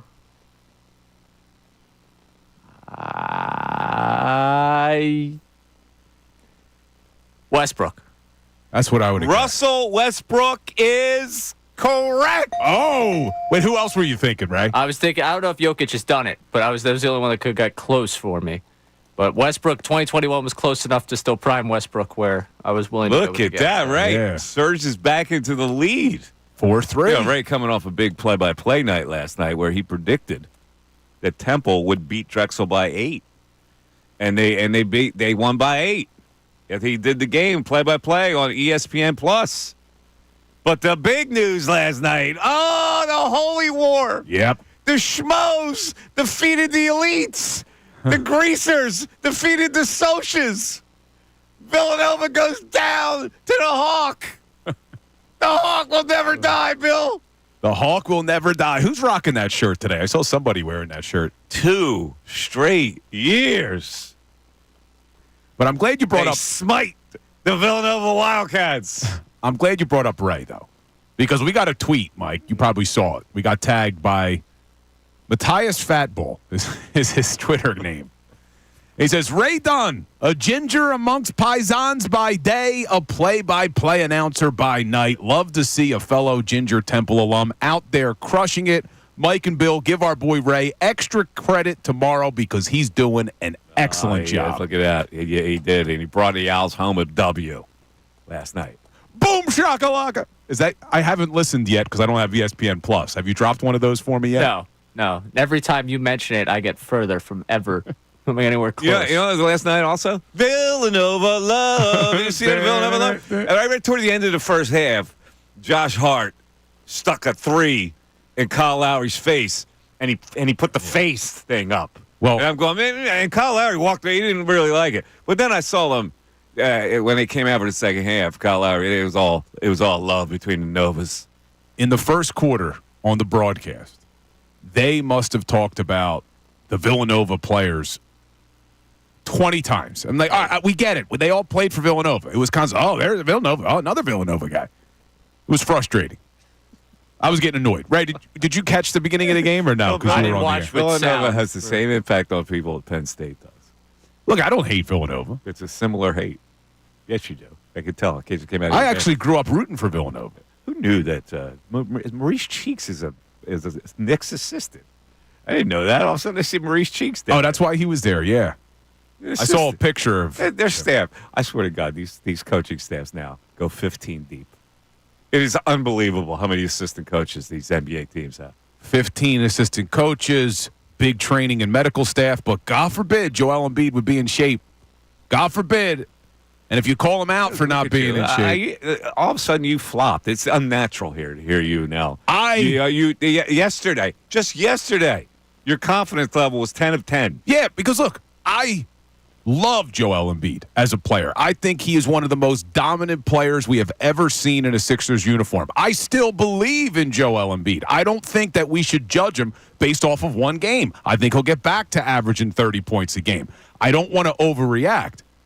But what we've been hearing is he's ramping up. He's ramping up. And I get it. You got to play in NBA games to be in NBA shape. But to be that out of shape as a professional athlete that's been ramping up for 2 months is unacceptable. And for people to be making excuses for him, I think it's ridiculous. I do. I think it's ridiculous. I still like Joel. I'm not out on the season like some people are. I'm still in support of load management. I just can't believe how out of shape a professional athlete could be. Hey, listen, man. Talk to the hand. Okay? Talk to the hand. Talk to the hand. Talk to the hand. Because the face don't understand. I'm not talking anymore about it. Do you remember that, Ray? Talk to the hand? Talk to the hand. I don't know if you had that when you were I do remember that. One of my favorites was, she's all that and a bag of chips. You remember that one? Yeah. But I don't want to hear any more about Embiid. You talk to the hand. You don't talk to me. Yeah. You're a big Embiid supporter over here. Let's go to T-Love in Delco. What's up, T-Love? Yo, what's up, fellas? How you doing, T-Love? Oh, man, listen, man. I feel like my life should be in a Dick Wolf script. You know what I'm saying? Oh, play the Law and Order. I've been victimized. Play the Law and Order. When he says Dick Wolf script, that's the Law and Order, which none of these guys know about. But T-Love and I know about it. Hey, well, you know, man. You know, grown folks is in the building. Listen, man, I love those guys, man. Here we go. All right,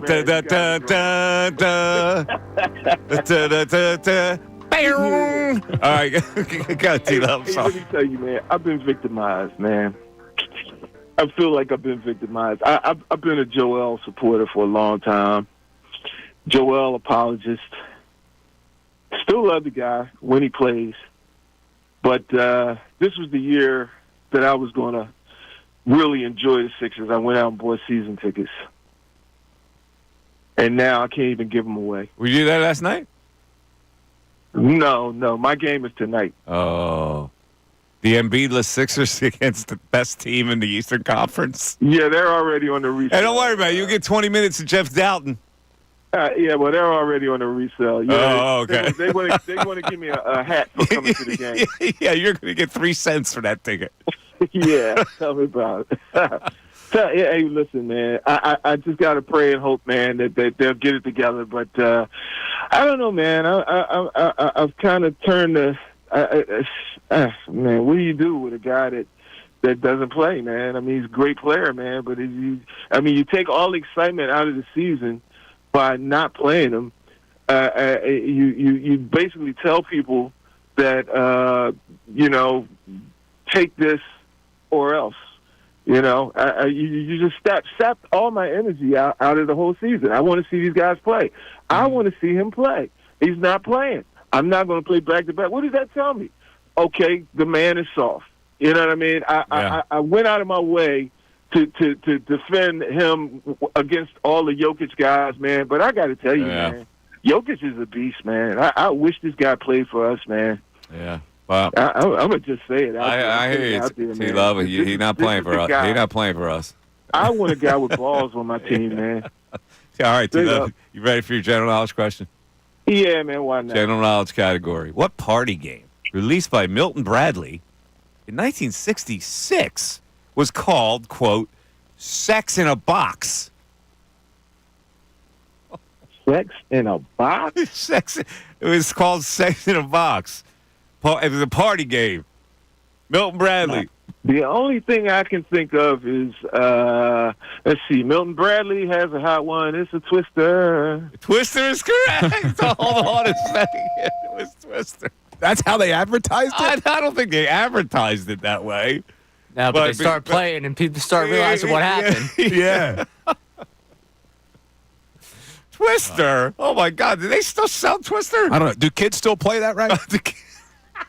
It's a wild way to phrase something after he just called it what he called it. When you get together with the college friends, Ray, were you playing Twister with the co-ed dorm? In between Spin the Bottle? You still doing that game? You might break out the Twister every once in a while. Oh, sorority fraternity party at TU. That's not a bad Twister. idea. That's not a bad idea. 610-632-0975. Back after this.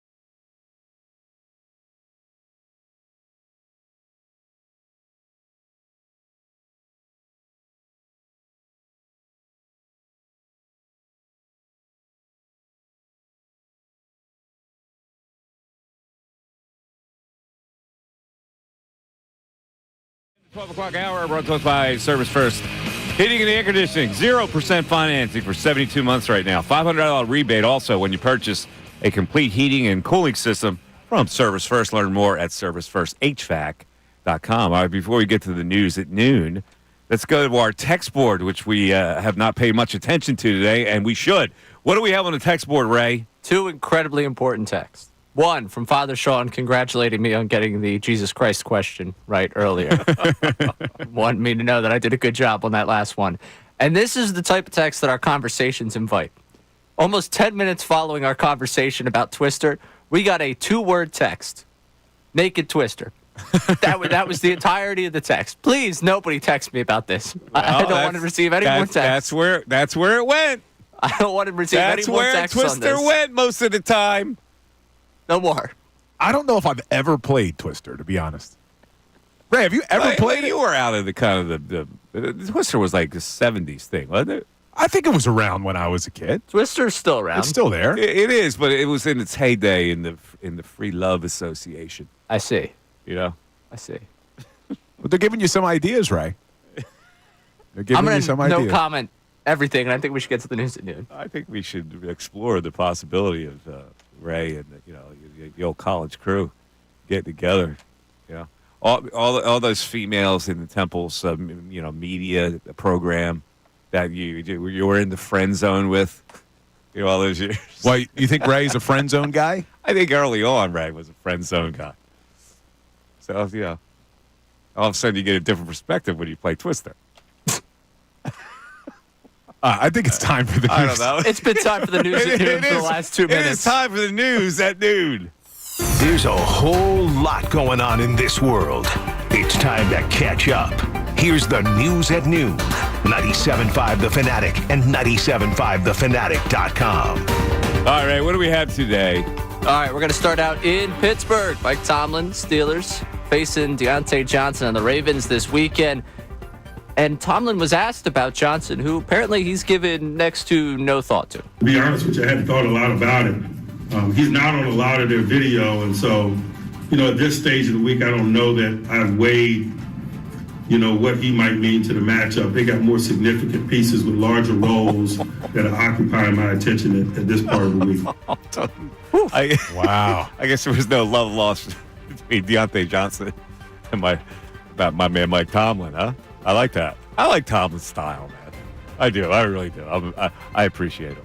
It's hard to argue, man. Never had a losing record in his career. That's impressive. I'm just happy that will continue. It's my favorite stat. Especially the last couple of years, they've had whoever at quarterback, and at the end of the season, they make a run, and somehow he ends up without a losing season again. Yeah. It's great.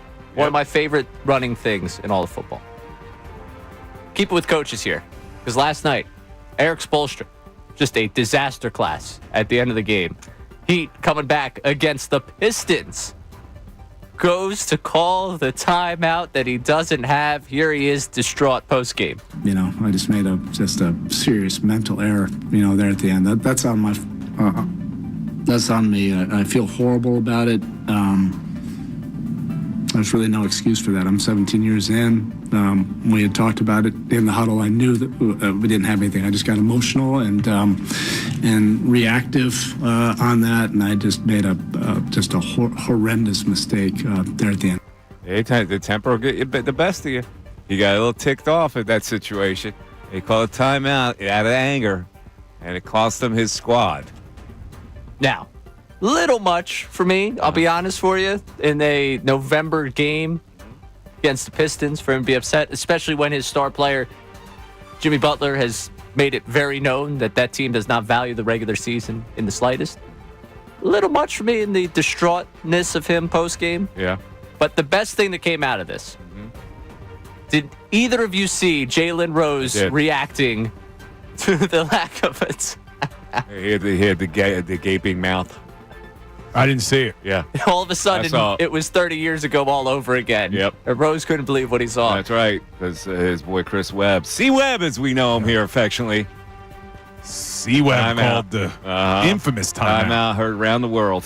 What's the third? All right. We'll keep it with coaching here. Gilbert Arenas. Why not take 10 minutes out of your podcast to just rip into Doc Rivers? Here's how that conversation opened up. think he should have, like, how much time he got left. I think right now they haven't told him he's been fired, but he should have been fired October 25th when he lost to the Bulls by 11. Ooh. That right there, it's over, guys.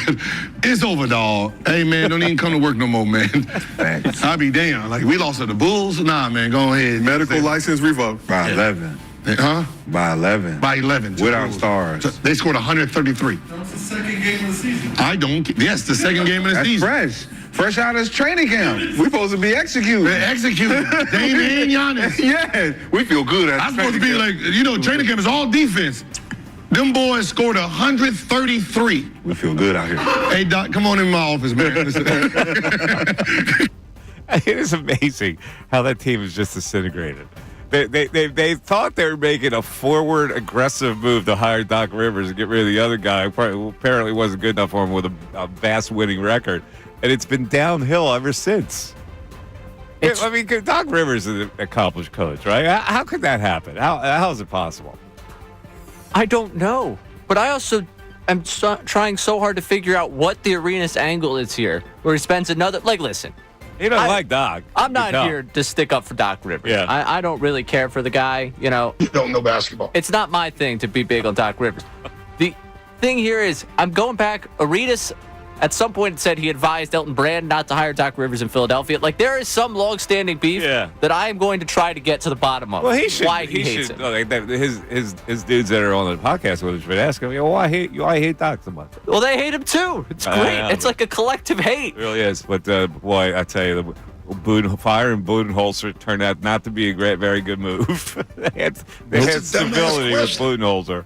All right, that is, of course, the news at noon. Let's sneak a call in here, and it's our pal Kerry from Jersey. What's up, Kerry? I'm back, Mike. How you all doing? How you doing, Kerry? I'm a little frustrated. Let's be real. This is Sixers situation. Embiid last night, hard to watch, really hard to watch. They're completely disconnected. There's no flow. I'd go as far to sound like Bill and even blame some of the coaching here, because what are they doing on practice days? If you don't have Joel, you need a plan without Joel, right? And you need some flow. I mean, last time I was comparing him to Steph Curry. I know, and you guys said, well, it's a tough comparison. They're not the same position. That's not what I meant. To clarify, these are two exceptional leaders, right? That's what they're supposed to do. They're supposed to show up. They're supposed to play for the fans. I don't even think he cares. I really don't. I see a lot of selfish behavior by this guy. And, fine, the knee, he's sensitive. He's 30 years old. Steph Curry's 36 years old. I don't know if you caught highlights, but let me tell you, I'm missing San Francisco big time right now because Steph Curry was literally on fire. He's about to jump into the stands with the people. He gets so excited. Yeah, listen, he's been permissive to this whole plan. And I think... but he needs to grow up. He needs to grow up. Yeah, he's not going to grow up at this stage. He's supposed to be grown up. I think this is 30 now. That's right. I think this is what he is. And I don't know. Everybody seems to be oblivious to it. Like, they cater to him. You can tell they cater to him. And he's a star player. You got to cater to your star player. But the fact that they just blew this whole thing off for the start of the season, thinking that, we'll be all right. Well, eventually. Right. They're not going to get anywhere near the playoffs with this kind of It's a terrible situation. mindset to have. It just is. So. Agreed. All right. Carrie, would you like to play General Knowledge? Sorry to sound like such a downer. All right, let's go. Movie titles by synonyms. Okay, I'm ready. All right. So I've never called on a Wednesday. This is very exciting. Okay. All right. Don't get it wrong, Kerry. I'm nervous. Here's the question. The Emerald Kilometer. The Emerald what? Kilometer. The Emerald Kilometer. Kilometer. Green Mile? Yes, I tried to take it back, boss. I tried to take it back. You got it right. Hold on a second. There it is. The Green Mile. The Emerald Kilometer. Great movie. All right, Ray. for the match. Dame and the Hobo. Dame and the Hobo. Yes. Dame and the Hobo. You know what Dame is? Yeah. It's not Damian Lillard. No, A no. dame, as they used to, like the Rat Pack. She's a great-looking dame. Yeah. Right? I'm trying to figure out what I'd equate hobo to is more where I'm going Dame here. and the Hobo. Kids movie. Beauty and the Beast? Oh, close, Ray. It's Lady and the Tramp. Lady and the Tramp, where they're sucking the spaghetti string. Yes. Yeah. And their faces meet for the kiss. All right, so Ray has fallen behind 5-4. All right. The audience is ahead. We'll take a break. Mike Missanelli Show continues. Tyrone Johnson. Each and every one of you frauds.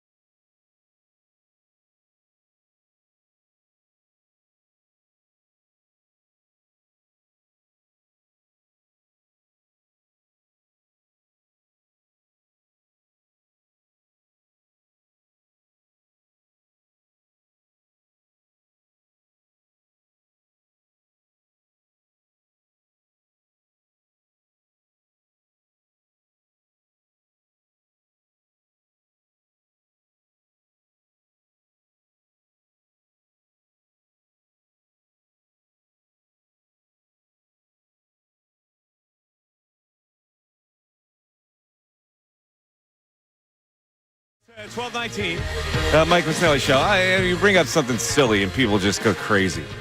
So we tweet the memory of Twister for some people. I remember vaguely playing Twister maybe once at a party, but the thing it was flimsy. Like it was a plastic sheet that you couldn't really, it wasn't heavy enough to have a base to it. And now, we're getting a ton of texts about Twister. We're getting Twister texts. Ray, give me a sample. Okay. I'm going to go with the less insane one first. We'll go with someone checking in saying that they want you to check my bag to make sure that I don't have Twister in it right now.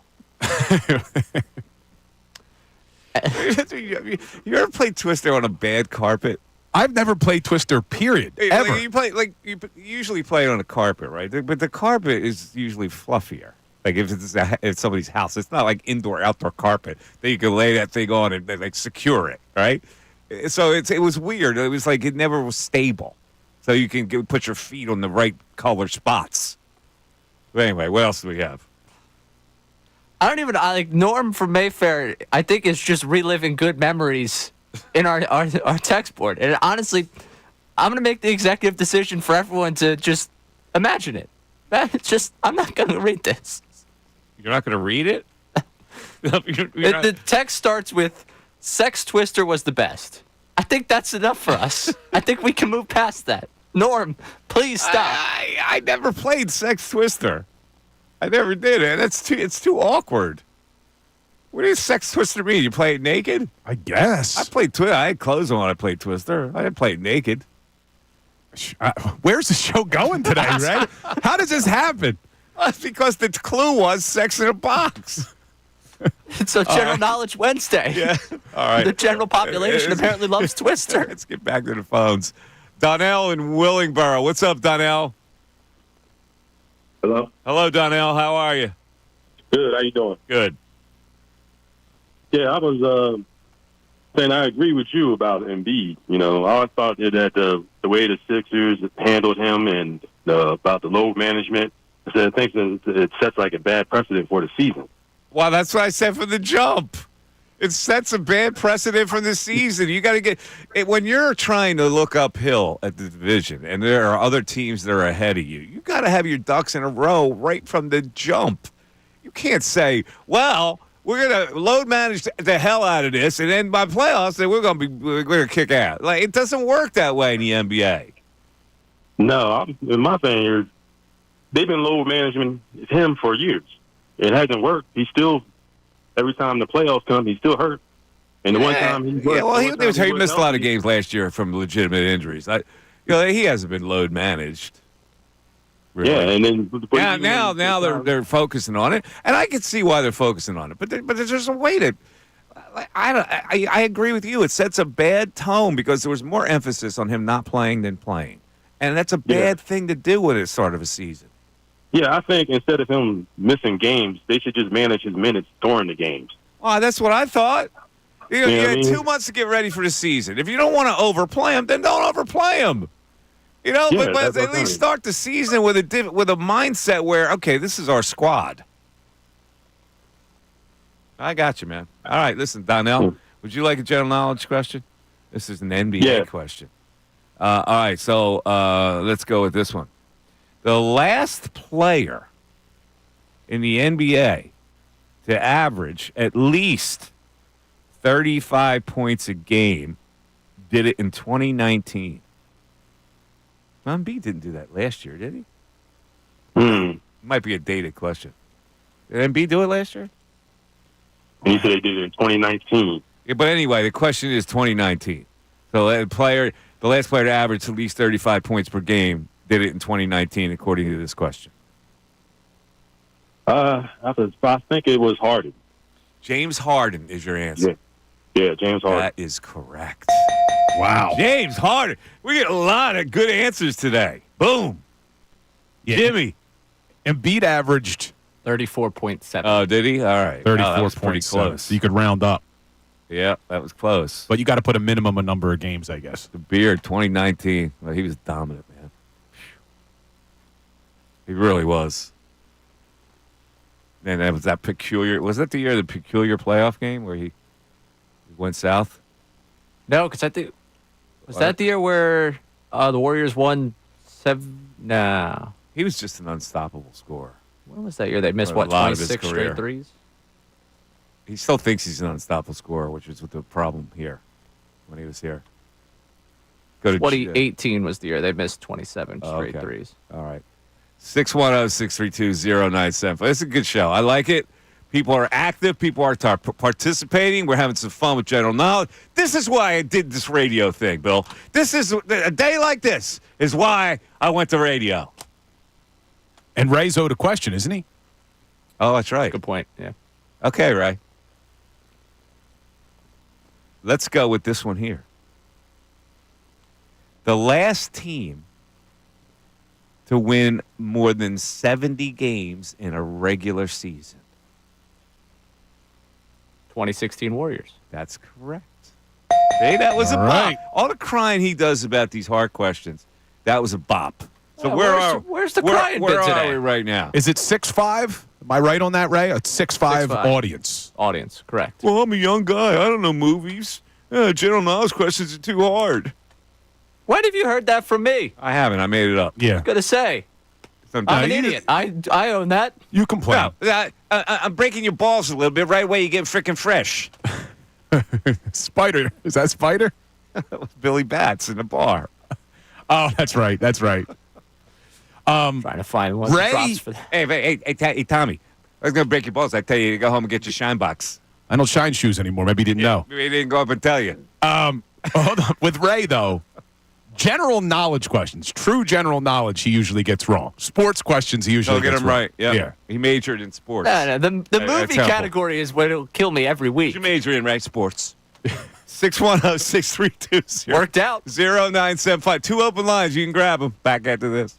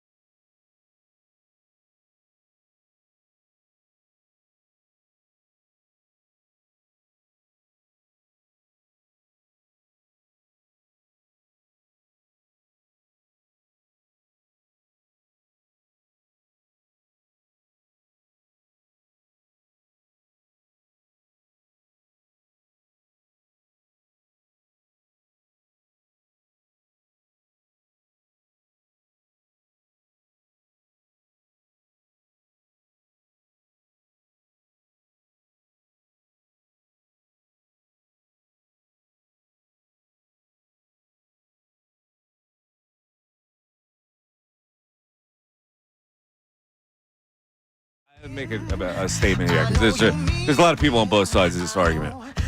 There are a lot of Embiid defenders, and there are a lot of people that are exhausted by this whole thing. Let me just say this: I can like someone as a player, but also be honest enough to say what I see. So I have no agenda whatsoever. So I want to ask this question: how come he was the only one who was allowed not to be in shape to start the season? The other guys had to get in shape. They went through a camp. They showed up in reasonable shape. They had a responsibility to get in shape for the season. They started the season. How come he was the only one that wasn't allowed to be in shape? I think the people on the other side of the argument would say, oh, well, the knee prevented him from being able to be conditioned. And that's when I go back to they have a very, very extensive medical and training staff. There is no reason why. Can he be in full game shape? No, not until he plays the game. So the only answer then is that everybody within the organization was permissive to him not being in shape to start the season. You know, I've been the defender here. I've defended Joel, and it's hard for me to do it. Max, you don't have to be in shape. I tell you what, ramp up. Wait, the early part of the season will get you, playing 25. Well, but Mike, he's young. Okay, well, let's go to somebody else. Kyle Lowry. Kyle, you're old. Did they have a responsibility? Did he have a responsibility to get in shape to start the season? He's 107. Well, that's why I keep going back to the knee. I don't get. But that's why I keep going back to the knee, because this is something that we talked about a lot over the last few weeks. Why wasn't he ready? It's impossible to rehab that knee. That everybody, he's the only knee that could not be rehabbed and brought back to health. Yeah. Look, you know that I have been on board with the load management. I've defended Joel. I'm a huge fan of Joel. But what I saw last night, with him still being that out of shape, and I didn't expect him to be in complete game shape, not playing games, but to be that out of shape and to have that lack of effort, I'm sorry, man. You got to call it like you see it, and that's what I saw last night from Joel. Doesn't mean he's going to have a bad season. It doesn't mean the Sixers season is over. He'll get into game shape. I wish it was a lot longer before the 10th game of the year, but it looks like we're going to have to wait a little bit longer. But I'm with you. I don't think that there should be an excuse as to why he wasn't ready to play a little bit better than Eric Gordon. You're 57. You have a responsibility to be in shape by the start of the season. You want to put you right in there. All right. Okay, say, listen. I'm just throwing some thoughts out there for people. Let's go to Darren in Coatesville. Darren, you're on 97.5 The Fanatic. Darren. Hey, Mike. How you doing? What's up, Darren? So, you remember Joe Dirt, the movie? Yeah. It was the worst movie in the history of man. but something always bad happens, right? He's trying to tell a story. Yeah. They're like the Legend of Dirty Joe, but yeah, it's a dumb movie, but it's just something we can't get this guy right. It's like no matter what, it's always something, man. We can go as far back as we need to go with his career or last season with the knee. Like, I just can't get it. I'm like you, Mike. I'm just like I'm over it. And he so plays into it too. It's like I felt good. Yeah. I felt good. He says, well, he milks every. He falls down. And he milks every one of them, like because he wants people to. Oh my God, is he hurt again? He loves that feeling of people going, oh my God, is he hurt again? And he milks it. He loves it. Like he does. He is a troll. And I'm with you on Dalton too. I was like, this guy, what's seriously? doing, I think there's like this guy's doesn't belong in the NBA.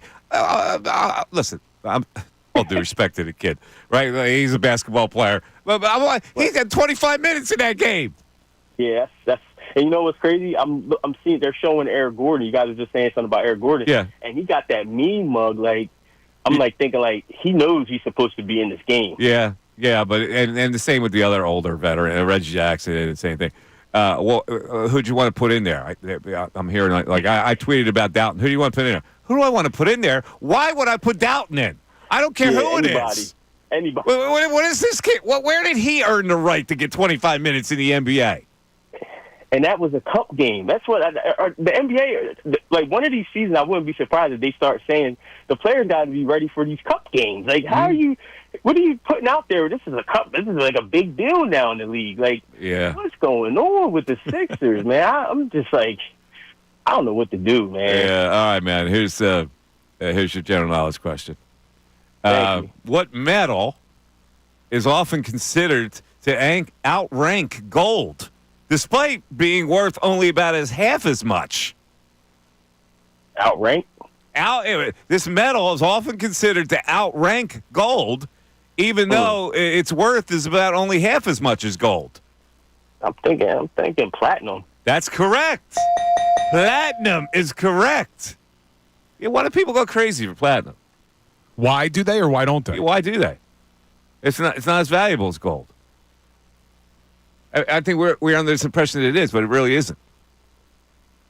I don't know. It's a good question. Well, that's why I come to you for the answers. Probably because of the name. It sounds good, doesn't it? Platinum. Platinum? Yeah. Not as expensive. Gold's very expensive right now. It is. You a gold man? No, I don't wear jewelry. No? But you never wore an Italian horn around your neck? No, the red horn. Did you ever see Sebastian Maniscalco when he talks about how he goes on the date, he's got the red horn, and she goes, "What's that for?" He goes, "It keeps the demons away, the spirits." You don't do that in your family? The Maloik. Yeah, the Maloiks. It keeps the evil spirits away. Maloik, that little Italian word. You don't do I grew that? up with a lot of Italians who wore the Italian horn. Come on, man. Yeah. Let's go to Will Levittown. Will, you're on 97.5 The Fanatic. Will. What's going on, fellas? How What's are up, you? Will? How you doing? Nah, I'm pretty good. I feel like I'm calling in every week just to complain about Joel Embiid. And I love Joel Embiid. But the last couple years have been just tough to watch. The body language is woeful. The woe is me attitude, it's getting old. Like, to pull himself, how can you not be in shape for basically your opening game? Like, what have you been doing the last few months? Well, they told him that you're fine. Whatever your level is, we'll go along with it. You don't have to play early on, and this way we'll shave off a lot of the season. And then if you play 40 games, that'll be good enough to go into the playoffs. I think that's what their MO has been. They convinced him, and he says, "I'm okay with that plan." But at least be in shape for the 40 games. But you don't have to be. But they've already said you don't have to be in shape now. So just work your way into shape. And however long it takes, that's how long it takes. So what other athlete would get this, carte blanche? What I said. If Jalen Hurts came in 40 pounds overweight, what would people say? Well, the Eagles don't play in the preseason. Do you think if in game one they were all tapping themselves out in week one against Green Bay, we would have been like, oh, it's not a big deal? They didn't get any preseason play. The first game of the year. Yeah. Not a big deal, Ray. Nobody else would get this. I don't understand it. Why all of a sudden? Stars get special privileges. Let's face it, especially in the NBA. But evidently they didn't think it was as important as I think it is to get the season right, to start the season the right way. It's bad for the customer. At the end of the day, maybe they're going to be right. Who knows? They're either going to do away with back-to-backs because no player wants to be in. We got to get the word on whether he's going to play tonight. It's going to be interesting. Yeah, I keep waiting for it. I bet $1 million he doesn't play tonight. All right. Wait, we got a line that game? That's a confusing line for the people in Vegas to set that number right now. I'm pulling it up. It's 7.5, I want to say. Will, you ready for your general knowledge question? Yes, sir. All right, Will. 9.5, Mike. Is it 9.5? 9.5. Well, if anything else he's playing, that'll come down. Which Disney movie featured a magic mirror? Is it Cinderella? Oh, man. That's incorrect. It's not Cinderella. Right? It's Mirror, Mirror on the Wall. Who's the fairest of them all? That's Cinderella, isn't it? No, that's Snow White. Oh, Snow White? Yes, that's what it is. Snow White and the Seven Dwarfs. Because the hunter was supposed to take her out to the woods and killer, the stepmother says, and he doesn't do it. All over Snow White, man. And he doesn't do it. And then when she asks Mirror, Mirror on the Wall, it's still Snow White. Is there a similar mirror in Cinderella? No? Cinderella's the slipper. I know. And the fairy godmother. Weren't the ugly sisters asking themselves I think they're the fairest of them all? I think they're the mean. Am I mixing the movies mean here? stepsisters. Well, no, you probably are. Ray, I think so, 2 questions. But before you ask him his question, I just made that comment about the Eagles not playing in the preseason. What if they would have tapped out in Game 1 versus the Packers? And he looked at me with a scorn. I don't know what got you so ruffled. What I got you upset about? I just think it's hilarious that the guy that was, patience all summer with the Eagles is like, wow, could you imagine? Yes, they came in? But there's a difference. I said have patience with the Eagles as far as when they come out and adjusting to the new offense. And I'm willing to have patience with Joel Embiid. I've defended this whole plan on the air, saying I was okay with it. But what I was never okay with was him coming to training camp out of shape and then them continuously saying that there's nothing wrong with the knee. And I kept saying, well, maybe there is. Maybe that's why they're holding him out. And then we kept hearing they're ramping him up. They're ramping him up. He's now doing 5-on-5 scrimmages. And then for him to play in his first game and be that out of shape, I didn't expect him to be in full game shape. That's what I keep saying. It would have been unrealistic to think that he would be in midseason form. But to look that out of shape, that's what I had the problem with. It's because what has he been doing for the last 2 months? What has he been doing? And when people are comparing it to themselves in the YouTube chat, they have a full medical and training staff that's entire job is to work with the players to get them ready to play in games. And the fact that he's not, I don't understand at all how people could be defending it. People could be attacking the position of, yeah, he should have been in better shape. Like when? And that caller's point, what other athlete would we have approached like this? What other athlete would we have said it's completely okay that he has been at training camp for 2 months and is that out of shape? I don't think there's a single athlete in the city we would defend that way. And I defend Joel a lot. You put the expectation for the Eagles at such, when it comes to this team, should we expect them to hit the ground running? What's the expectation there? How many years have we watched Joel Embiid hit the ground running game 1? This has been a storyline through his entire career. Really? The first Joel Embiid games have historically, we've seen him play his way into shape to start a season. Yeah, and you're not wrong on that. But that was also usually to start the season. We're now 10 games in. I understand. So he's been down there. You could be mad with the plan, but the idea that he's always hit the ground running last night was especially concerning. To me, he looks like a guy that doesn't trust that knee right now. That's to my honest opinion on that one right now, is I don't think he trusts that knee. I think there were effort plays last night where I'm looking at him watch a basketball that bounces off, and I'm like, hey, man, could we move a little bit more here? You want to make a fast twitch move. Yeah, so you're thinking it's the knee. I'm thinking I don't think he trusts that knee at this point. And I think that's part of what's been baked into this plan has been, well, if he's uneasy with it, we're uneasy with it. We're going to take this time. And he looked uneasy. There were lateral movements defensively where I was like, hey, man, I think your knee's good. I think you're going to be able to make those plays. And there are other times where I'm sitting there like, why is he offensively? He doesn't knock down. That's why I said yesterday, predicted the game. If he could get in rhythm, start knocking down shots, you might be good because he doesn't seem like he's going to try and be that dominant self early on right now because I don't know if he trusts where that knee's at. All right. That's fair. Would you say I owed him 2 questions? I believe so. I'm 2 questions behind for you. Because we had the caller who guessed. Oh, so Ray gets an NBA question and general knowledge? I believe so, Ray. Am I correct on this? Yeah. And we have a 7-5 game going right now. So he needs these 2 to tie. All right. Here's the NBA question. The last player under 6 feet to win the dunk contest. It happened in 2010.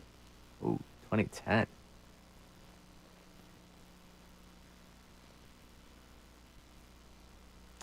Nate Robinson? That's correct. Wow. Wait, that's a good pull. Wait, how tall is the kid from the G League? McClung? Yeah, how tall is he? 6'2".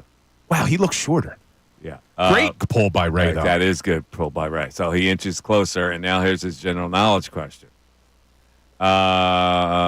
Okay, let's go with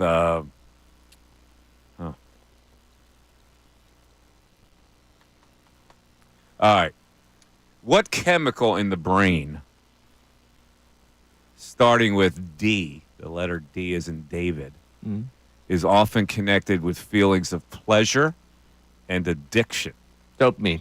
That is correct. We got a tie ball game. How about Ray coming from behind? Dopamine's a good one. That's a good. He got that right away. Mitch in. Oh my God, Mitch in Phoenix joining us. Oh, Mitch, how you doing? Hello, Mitch. Oh, he fell asleep.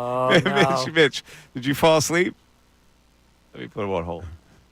I was waiting for that call, man. It's gonna be a good one today. So excited. He missed a shot. Nick in Briar Cliff. You're on 97.5 The Fanatic. Nick. Hey, how you guys doing today? What's up, Nick? Calling for two reasons. Well, really, two reasons about the Sixers. I'm embarrassed and disgusted watching that game last night. I was embarrassed how out of shape Embiid is. He falls all over the floor all the time, and then his body language. Even for a guy who's doing nothing, he was trying to rile the fans up. I don't know if you're in that position yet, but to be he made a shot finally, and he was all excited, or whatever that happened in that sequence. I don't mind that. The body language I don't like is when he's moping. He's got the mope. Well, he was doing that last night too. Yeah, he was. And then disgusted the lack of hustle he showed last night. His style of play. He's like a 7-foot wing. He had 3 rebounds, and it's basically just because of lack of effort. I agree with that. There's no way that he should have. And he had 2 for most of the game. He must have got that third one in the fourth quarter. Yeah. But, no one has to be in shape to rebound, but you're standing out on the wing. It just makes no sense to me. And the team altogether, it looks god-awful. Hopefully they do get together, but I can realistically see them not making the playoffs. They're going to make the playoffs. They're not going to miss the playoffs. You keep saying that, but I don't know, Mike. Yeah, they can't. Even if they get the 10th seed, they're going to make the playoffs, right? Yeah, top 6 may be tough. What's that? I don't think we play Charlotte enough. They could pick up the wins. Well, but listen, you can have a losing record and make the playoffs if you're in that play-in. That is true. Yeah, I think he'll do it. All right, the general knowledge question for you. Movie synonyms. If I say a few appreciate it warm. Some like it hot. Some like it hot is correct. Wow. Some like it hot. Is that a Marilyn Monroe movie? I believe it is. Is that the movie where she stands on the grate and it blows up her skirt? I think that might be it. That's the one that Joe DiMaggio didn't like. Oh, they were dating at the time? They were married. Oh, they got married? I didn't know that. What? I didn't realize they were married. What? I thought they just dated. Come on, man. My man used to bring roses to the grave every week. Oh, that's right. They were married. Look at this. I'm looking it up now. Joe D didn't like his wife. He's an old school Italian man. He didn't like his wife being paraded around like that with the skirt blowing up and everybody around gawking. Yeah, see, Joe's got to take the mentality up. It's like, your dream's my reality. Who did he think he married? Rebecca of Sunnybrook Farms? He married Marilyn Monroe, for crying out loud. 610-632-0975. We're going into the 1 o'clock hour. Head of steam on the Mike Missanelli Show.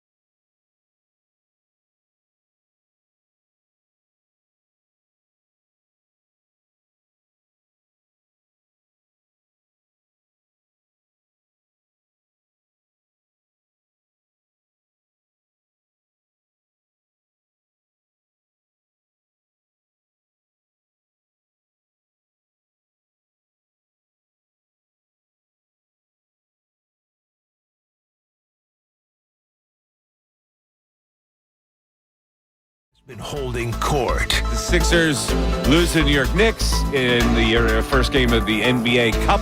The Knicks are much better than the Sixers are right now. This is my approach today. My approach today is you judge. Mike and Bill have been pleading their cases. I'm tired of judging. I really am. I'm tired of judging the Joel Embiid thing and what the Sixers are. I don't know anymore. I don't know. I saw a guy last night who clearly out of shape. He looked a lot to be disinterested. I got nothing more to say.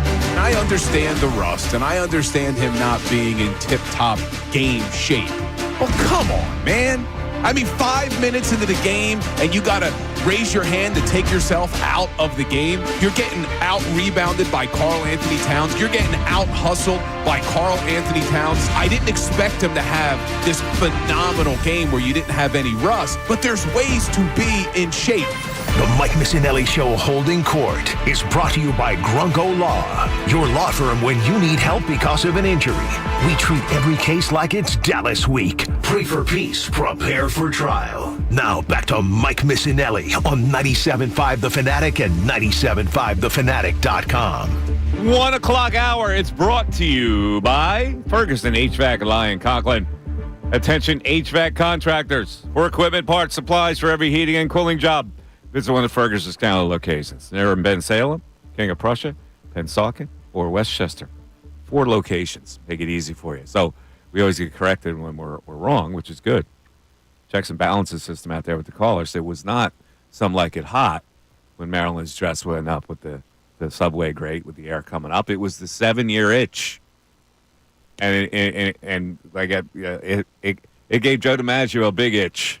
He didn't like it. You know, Joe suffered the ultimate indignity because he was, she died. He mourned for years.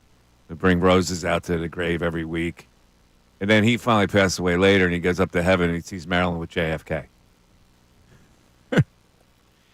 Yeah, not great. See, that usually gets a bigger laugh. Tyrone used to love that. He used to like that joke? Yeah. You, however, I get nothing. Right. Now, breaking sports news from 97.5 The Fanatic and 97.5thefanatic.com. Uh-oh, it looks like load management has reared its ugly head tonight against the Cleveland Cavs. What do we have here, Ray? According to Shams, Embiid, Paul George, out against the Cavaliers in the second game for back-to-back. Left knee injury management for both of them. Oh, man. Have fun tonight down at the ballpark.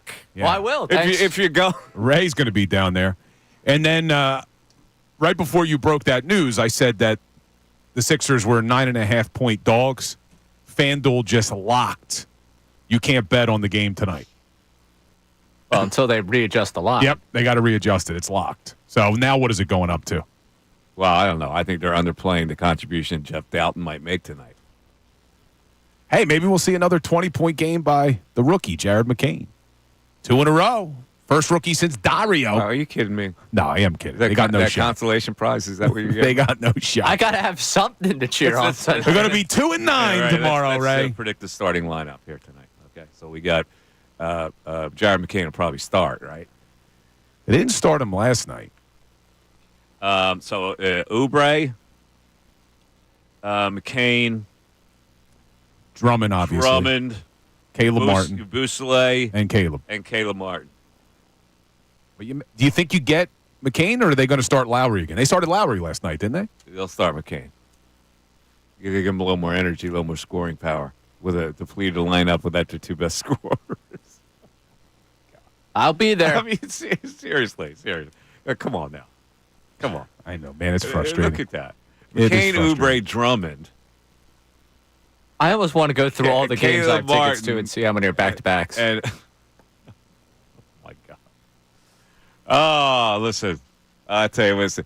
I expected a little more. That's all. Let's go to Joe in the Northeast. Joe, you're on 97.5 The Fanatic. Joe. Hey, how you doing? What's up, Joe? Man, that's some disappointing news. Was going down to the game with my brother tonight and did not expect Embiid to play, but with Paul George out too, that's disappointing. But I wanted to make a couple quick points. First of all, I've never seen a bigger group of front runners than these Knicks fans. they're coming down to our stadium that haven't showed up for years down there, and now all of a sudden they're there for 1 year to kick us when we're down. They are the biggest bunch of front runners I've ever seen. One quick thing on that. Second, Embiid, again, super disappointing. I think, we also have to take into account the lack of accountability that they're holding him to from an organizational standpoint. I think he'll get better. I think he'll be fine. I don't think he's the reason we lost last night. The rest of this team just isn't as good as we thought they were going to be. I was excited about, re-signing Oubre. I was excited about Caleb Martin. I was excited to pick up Yabusele. I was excited for all these guys, Drummond. And it's just not where I don't think it's where they thought they were going to be. But I guess, time will tell. But super disappointing about tonight. Hey, don't worry about it. He's off the bench tonight. You got Lowry, Gordon, Jeff Dalton, KJ Martin. Well, it's funny. A lot of depth. When I was leaving the game last night, part of me was thinking, you know what? None of these guys have really earned minutes outside of McCain. So, why not throw some of these other guys in there? But now that it's probably going to happen tonight, I'm like, oh, God. But, yeah, it's a bummer to start the season. But, I guess we'll see where we go next. No load management for Kyle Lowry tonight. He's only 72. He'll be playing a lot of minutes tonight. All right, brother. General knowledge question for you. Where are we here? Are we in the movie titles? Did we just do that one? Or are we in the movie? We just did that one. Just did that one? That's how the Marilyn Monroe thing. Oh, okay. All right. Most recent NBA question. Okay. Who was the last MVP to average less than 20 points per game? Joe. Oh, wow. He did it in 2006.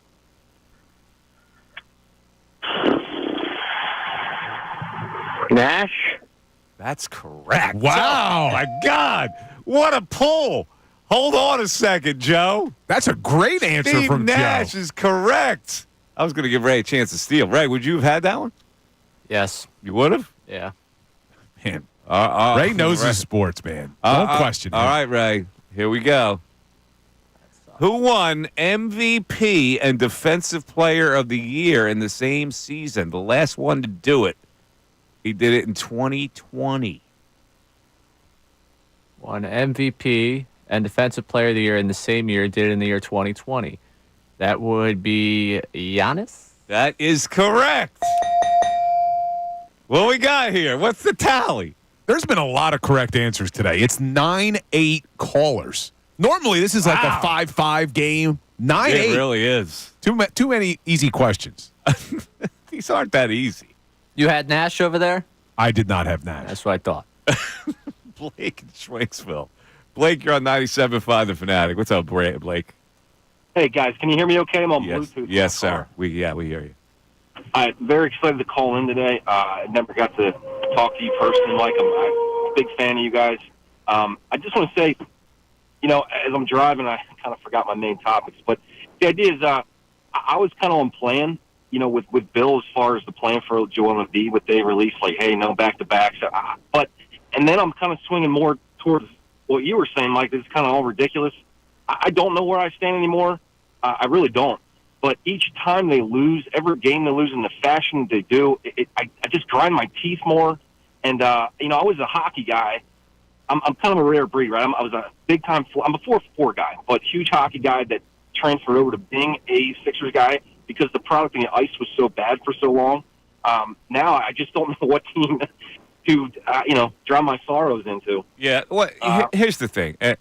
If this ends up good, which is what they think it will by doing this, then I look like an idiot. So, there's always the possibility that this is the right thing to do and that this is going to come full cycle here. They're going to play together, these three. They're going to get on a roll, and by the playoffs, all this load management thing will have paid off.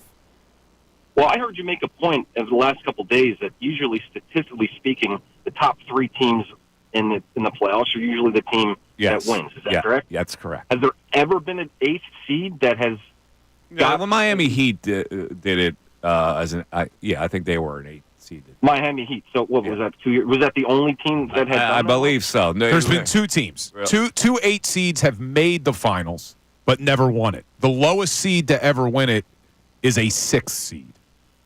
6 seed. So if you guys had a guess, right? What would be the number that you think that the Sixers are going to win with all top 3 guys playing, right? With Maxey, George, and Embiid. What would be the number you guys would throw out there? At this point, they can't win 50, right? Can they win 50? They can't win 50. They would be closer to 40, 45 and 37. Well, you got 72 games left. Yeah. And we know Joel's going to miss at least 15 of them, right? Yeah. Well, with these back-to-backs, you got to keep knocking off. Now, again, you can make the playoffs probably with a losing record, a couple games under 500. That will be a play-in tournament. Now, how many more? Oh, I'm sorry. I was going to say, how many more back-to-back games do we have? 15. They have 15 back-to-backs. So, what, 14 more after this? So that's 14 more games he's automatically not playing? Yeah. That's what they're saying? Yep. So how many games did he play last year? So we're saying he's played 40. He played 40. 39 games. 39 games. So we're on pace for what, roughly, with Joel playing? I have no idea. I guess best case scenario, 57. I mean, I don't know how they're going to how long, what games they're going to keep him out of. You know, so you look at and eliminate the back-to-backs. You assume he's going to play in every one of those games, so just add him up. Well, who's ever going down to tonight's game? Like, I've never been to a Sixers game. I would love to spend some money on the tickets this year, but I can't. I don't know. You want to go to a Sixers game tonight? By game time, you'll get a $50 ticket, and it'll be a good seat because people are bailing out of this game. All right, let me give you a general knowledge question here, brother. Shoot. All right. This is the general knowledge category. Who is the subject of Kendrick Lamar's diss track, Not Like Us? Oh, man. Kendrick Lamar. That's a rapper, right? Yeah, don't let Ray steal this because Kendrick Lamar is his favorite rapper. I know. I'm not going to. Give me a clue. Is it about a woman, right? Is it a woman's He's name? from He's from Canada. He's got a beef with another hip-hop. Oh, God, from Canada? I don't know. I have no idea. Sorry, you're out. Oh, man. That'd be Drake's Cakes. Yeah, Ray's losing his mind back there. Ray's losing his mind. How come you're not playing Kendrick Lamar or Drake when we, as returns? We have some returns. Yeah. Not a ton. Well, incorporate. We have some. Get that stuff in there. All right, Ray.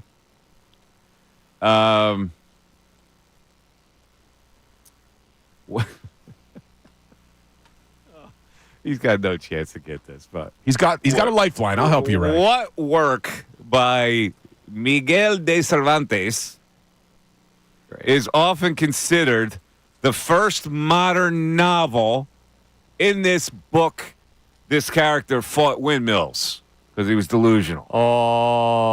Oh my! We did read this. I did read this. Oh my gosh! I remember the fight of the windmills, and I can't remember the name of the book.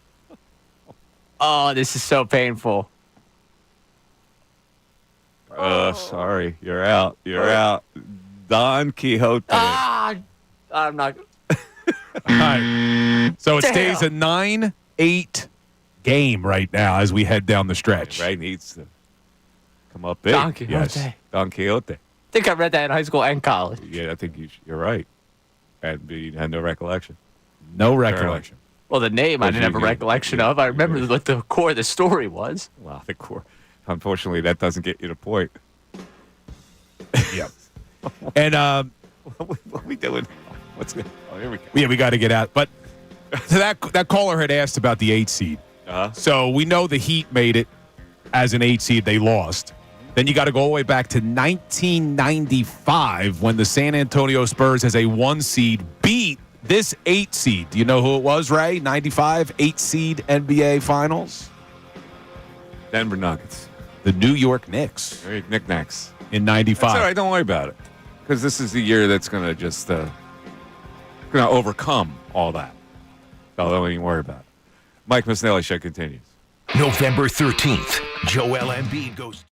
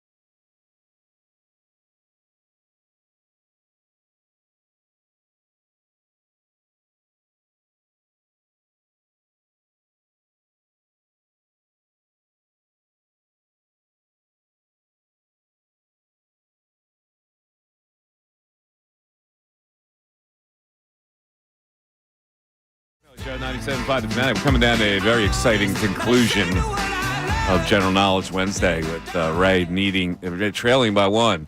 And again, the prize is the Sixers tickets. In case you didn't know, November 22nd, where they play Ben Simmons and the New Jersey Nets. Good game. Not a bad game. Not a bad gift. Very intriguing. While we're talking about availability of players, odds that Simmons shows up for that one. Yeah.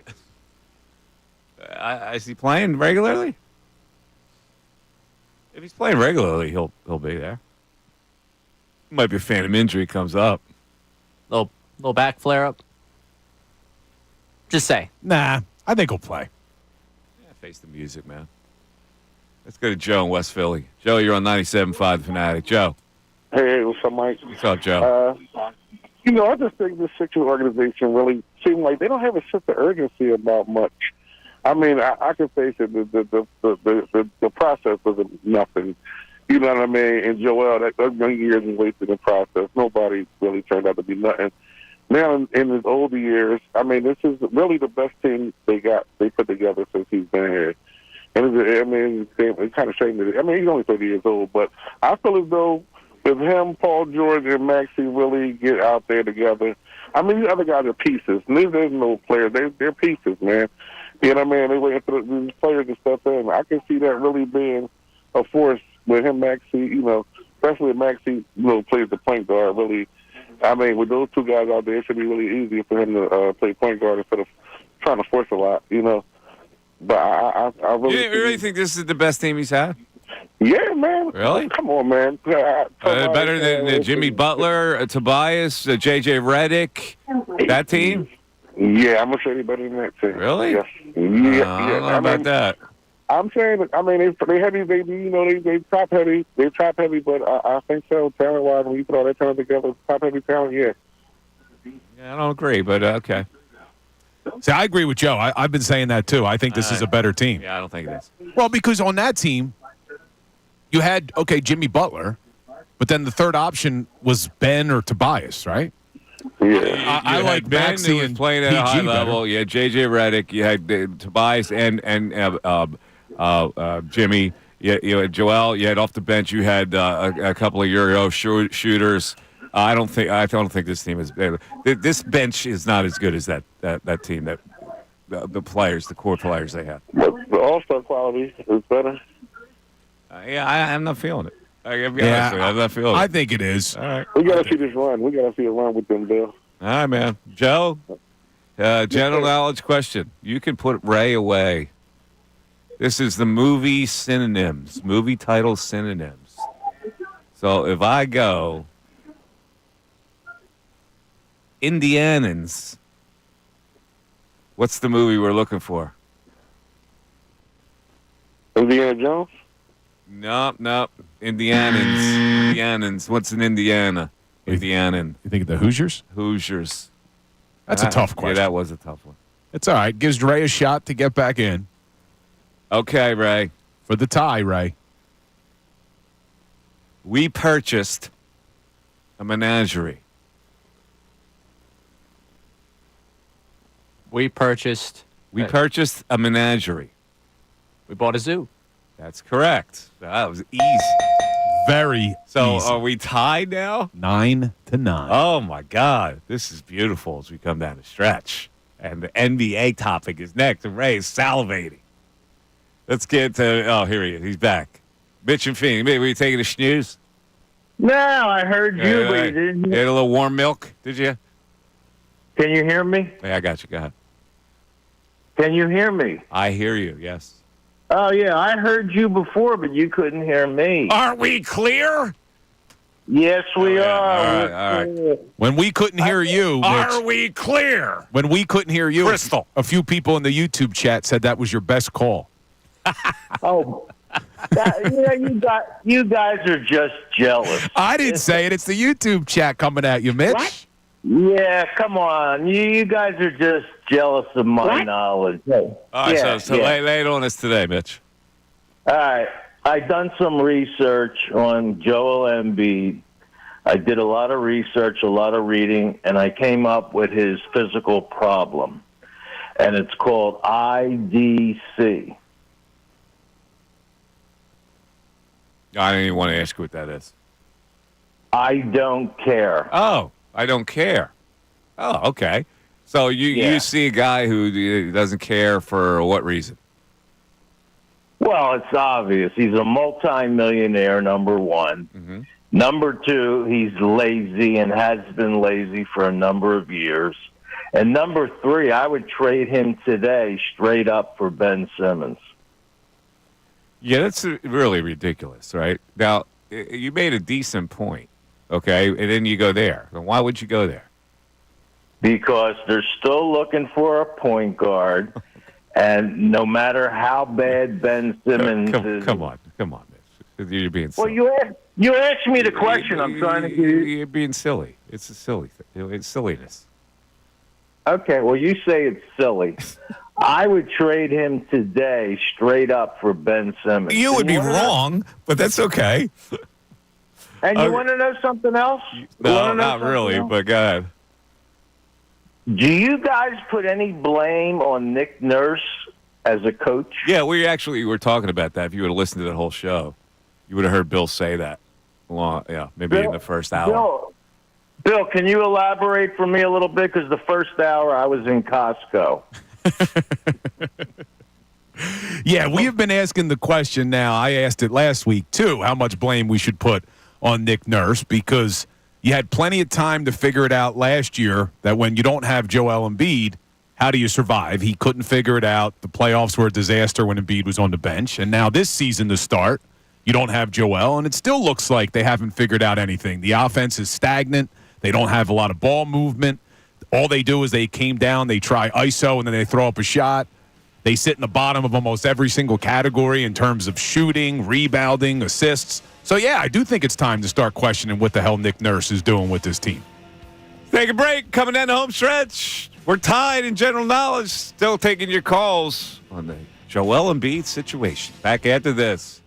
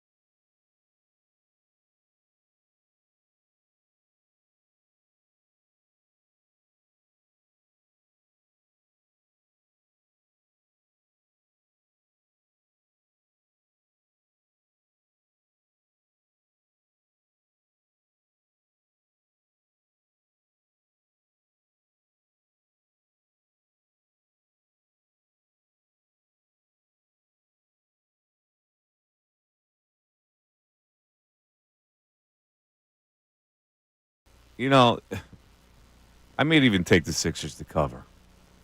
Yeah? Yeah, because this Cleveland team will come in here totally uninterested. Why not play the money line? Plus 400 for the Sixers. No, I didn't play the money line. What's the number? 10.5. I think I would take the Sixers 10.5 because Cleveland will be totally disinterested. Pro players, when they face a situation like this, think they don't have to put their best effort in, so they will get pressed tonight.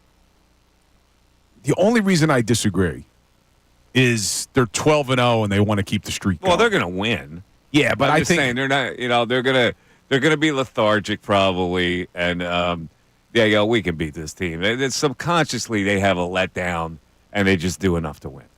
But Sixers cover. That's a tough bet, man. I'm gonna play it. Outside of McCain, who scores? Yeah, who else is scoring for this team tonight? Well, maybe Oubre scores. Oubre had 5 points last night. Caleb Martin dropped 17. Yeah, he did. That's your boy. You know, the only Caleb Sixer Martin might throw in 17 more tonight. The only Sixer that was a plus last night was rookie Jared McCain. And he played 30 minutes. He's going to have to do a maxi thing tonight. I like that kid, man. I'm surprised how good he looks. I'm telling you, he's better than I thought at this point. Justin from New York. Justin, you're on 97.5 The Fanatic. Hey, guys. Thanks for taking my call. I'm probably more of an optimistic fan than most, so I kind of tried to see the good in last night, and I think there were a couple of things that I took away from that game. For one, Paul George looked like, the player that we thought we were getting, and I don't think it's a coincidence that his best game comes with Embiid on the floor, even though Embiid didn't play well. His presence alone opened stuff up. Well, see, I want to know about it. They played 15 minutes together. So, this notion that it opened up the floor for him, I would like to know, and I don't have the numbers, what did he score in those 15 minutes? Because it's easy to say he's better on the with Embiid and get space and blah blah blah. But I want to know, did he score a lot of those points with Embiid on the floor? I have to find that out. Yeah, no, that's true. I have to check that. It might just be more of it's his third or fourth game now, and maybe the pressure is not as much on him last night to carry the team. Just mentally knowing he's got Embiid there with him. Yeah, and but I think Jared McCain is such a surprise. I did not really like the draft pick when they took him. I expected literally zero from him this year, and it's looking like he might be that young piece off the bench maybe that we didn't think we had. So I think that's a big thing. And the Embiid thing, I didn't like what I saw, but I kind of saw what Ray Dunn saw. I don't know if the knee, first of all, I don't know if this is usual. He's wearing a bulky knee brace 8 months after the surgery. I feel like the knee should be all right by now where he wouldn't need a brace. And he just didn't look like he felt good cutting or doing anything explosive at all. He was just settling for three. He didn't want to go into the paint and bang with Cat or anything like that. Yeah, he's going to wear that brace. It's more precautionary than anything. So I don't know. I don't know what to make of last night. I really don't. Yeah. All right, man. Here we go, Justin. Now we are flat tied here in the contest. This is the NBA question. So let's go with this one here. Who was the last American player to be drafted number 1 without playing college basketball? 2004. You have to go back to. I think even Mitch from Phoenix can get this answer. I'm pretty sure it's LeBron James. Incorrect. That is incorrect. Sorry, brother. The correct answer. Should I give Ray a chance to steal? Ray, you know this one? There's a name on my brain. Should we give Ray a chance to steal this? Yeah, I think so, because he doesn't look like he has a the last American player to be drafted number 1 without playing college ball.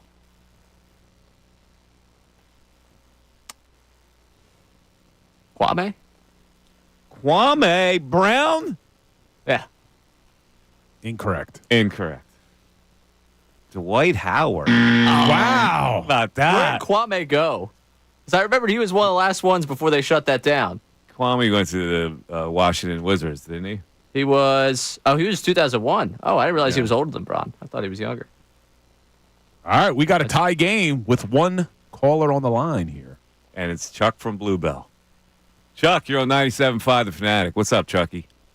Hey, what's going on, Mike? How you doing? Good, man. How you doing? So here's my thing with the Sixers. I wanted to touch on a few Sixers topics. So it's looking like we're going to have like a Brooklyn Nets scenario where like our 3-star players aren't going to maximize their time and be on the floor together, which will result in us pretty much not even seeing the full potential. I mean, why do you think that? When they all three get to playing together, why do you think that? Well, I think that because now that Maxey is hurt, he's going to be out for a few weeks. So we already know Embiid is going to be on minutes restriction, games restriction for the foreseeable future. And so is Paul George, right? So just by the process of elimination with the back-to-backs, now we know Embiid said he was trolling and so on and so forth, but if Kyrie, Durant, and Harden couldn't do it, right, in Brooklyn, what's the chances? And nobody's getting any younger as far as Paul George and Joel Embiid. So even if not for this season, right, looking forward, we can't even say, well, next year they'll play, let's say, 60 games together.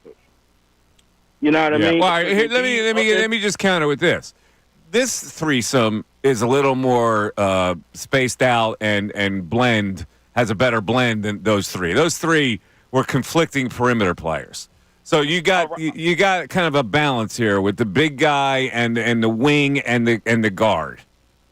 Okay, true, right? But when we talk about chemistry and continuity, when will they have the chance to develop that in-game, tight game down the stretch? I mean, well, there's a lot of season left. It all depends on how many games they will play together. I assume they will try to maximize the games they play together. Right, no, for sure. But realistically, we'll be looking at if Embiid only played 40-something games last year, right? Like, what are we looking at as far as the complete team, them three and everybody else?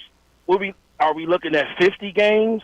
Is 50 game enough to say like everybody like maximize their time and their efforts and really it just seemed like the Sixers are spinning their wheels, you know what I mean? And I get it because with a talent like Joel, you just don't want to give up on a guy, but like time isn't on his side no more. You know what I mean? I agree with that point, but there's nothing they can do about it, Chuck. Right. Yeah, they just got to ride it out, man, and whatever. But one more last thing, Mike. Yeah. But then, how do you convincingly convey that message to the fan? Like these tickets cost just as much as Eagles games. Like the tickets are expensive. So I'm just saying, like as a diehard 4-for-4 born and raised from the city, it's. Like, Allen Iverson is beloved as if we won 2 championships when we had him. Yeah. And I get it, man. Because all he ever said was, I left everything on the floor every single night. Yeah. And Embiid is like, and I know he's a bigger guy and different things like that, but it's like, dude, if you just come out, fake it till you make it. I hear you. All right, Chuck. It's just a little frustrating. That's all. I get it. Let me give you a general knowledge question because this could be for the win. Okay. Which Olympic sport was invented in Japan? Which Olympic sport was invented in Japan?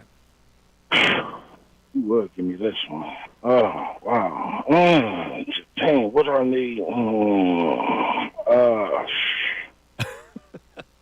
I don't even know. I'm thinking of the game when they go on the ice and they shoot that little that thing.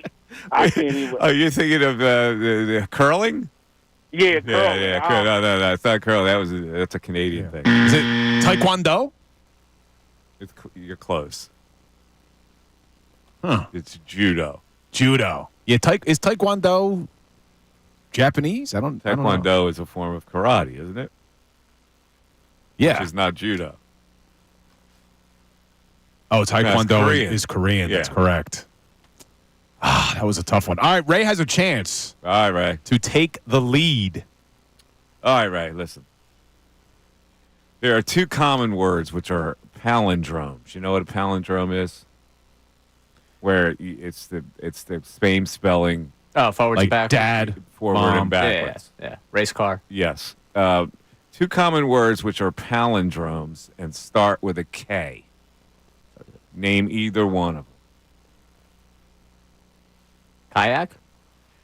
Oh, it's correct. Oh, my God. Oh, my God. Did Ray win? Ray won. Ray 10-9. Ray with a triumph, but in the goodness of our heart, we're going to still give away the tickets to a losing team today. And they don't get to brag that they beat Ray. They do not get bragging rights. I just want to dedicate this victory to those of you in the YouTube comments, those of you on the text board, in my DMs, that when I fell behind 2-0 with 2 cupcakes, how could you get that one wrong? This win is dedicated to all of you. Wait, now. Shut the hell up. Now, Ray, really impress us. What's the other one that starts with K? I don't care, and I don't know. Well, that would be kook. Oh, that's tough. But I'm shocked that he got Kaya. That's impressive, and he earned his victory today. So the winner is Carrie. Carrie has been selected as the winner of the tickets. Oh, she was excited, too. She was really excited. Congratulations to Carrie from South Jersey for the W today. She wins Sixers tickets against the New Jersey Nets on November 22nd. And we believe Joel will play in that game, at least right now. Yeah. There you go. All right. So it is time now for Closing Arguments. Now, Closing Arguments on the Mike Missanelli Show. Brought to you by Lowenthal and Abrams Injury Attorneys. Injured in an accident, call 800-876-LAWYER or visit LowenthalAbrams.com. Ladies and gentlemen, I have made my opinion well known on this particular subject. And so this is just going further with it. I watched the game last night. I watched a guy not actually prepared to play in an NBA game. And apparently it's all right. And therein lies the problem for me, that we have become permissive to this whole situation where it's not important to play in the regular season, certainly not important to play right now, because the greater good is that we have to preserve Joel Embiid so he can be healthy for the playoffs. Meanwhile, the Sixers stink without Joel Embiid playing at a high level, with Paul George and with Tyrese Maxey.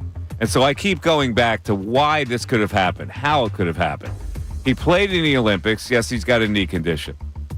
But there was a responsibility in my mind to get ready to play the season, because this was an important season. This was a season where you put a lot of new guys in here. You brought another superstar in here. And so you had to gel with this team from the beginning to chase others in the division, in the conference, that were ahead of you. And instead, it's like no big deal if the Sixers play poorly, and no big deal if the stars don't play, because we're only waiting for March and April and May. And I hate it. And I hated watching that game last night, and I hated the permissiveness that it goes on with this. We're okay if he doesn't play early in the season. That's all I got to say. Boom. Mike, I think I've made my position clear today as well. As much as I've defended Joel, I was extremely frustrated with what I saw last night. But I'm going to try to end the show with a little positivity, because as frustrating as it is that they're not playing Joel Embiid or Paul George tonight, that they're going to fall to 2-9, that we know Joel's probably not going to play in the back-to-backs, which will be 15 games. I'm still going to try to be positive, because I don't think that we could say the season's over. The people saying they're going to miss the playoffs, that's not going to happen. The people saying they're not going to play enough games together to figure out a cohesiveness, I don't think that's going to happen. I still think we're going to see these guys, the big three, Maxey, George, and Embiid, play over 50 games together. I'm holding out hope, Mike, because really, what else do we have at this point with the Sixers? This is the team. You're going to have Embiid. You're going to have Paul George at least for another 3 years. So all I can do is hope that the Sixers know what they're doing. It's getting frustrating. but I'm still holding out hope, Mike. All right, I'm going to try to be positive. Thank you. Ladies and gentlemen, if you had tickets for this game tonight, like Ray does, good luck to you. Here's what you do. Walk around the concourse. There are really a lot of good eateries now at the Wells Fargo Center. I think you should do a comparative study of all of them so you can just not witness Jeff Dalton playing 25 minutes tonight. Get yourself a really large piece of pizza. There's a couple really good cheesesteaks. They've got Philly chefs who have now opened little places down there. Yeah, there's some good spots on the concourse. So enjoy your time down there with all the accoutrement of a 76ers game, with the fancy stuff that goes on, the bands playing, the T-shirt shooters, the excitement of an NBA game. You just won't get it on the floor. That's a good word, accoutrement. Yeah, there you go. That is a good word. And then tomorrow we're going to be getting ready for Eagles Commanders. That is Big correct. game. We didn't talk about it at all today, except for the fact that Nick Sirianni talked today. And so tomorrow we'll get into the matchups, and we'll get excited for our big time Thursday night primetime game with Al Michaels and Kirk Herbstreit. Good job. I guess that's it, right? Yeah, it's a good job. All right, everybody have a great rest of the night. Thank you for listening, and we'll talk to you tomorrow. Bye-bye.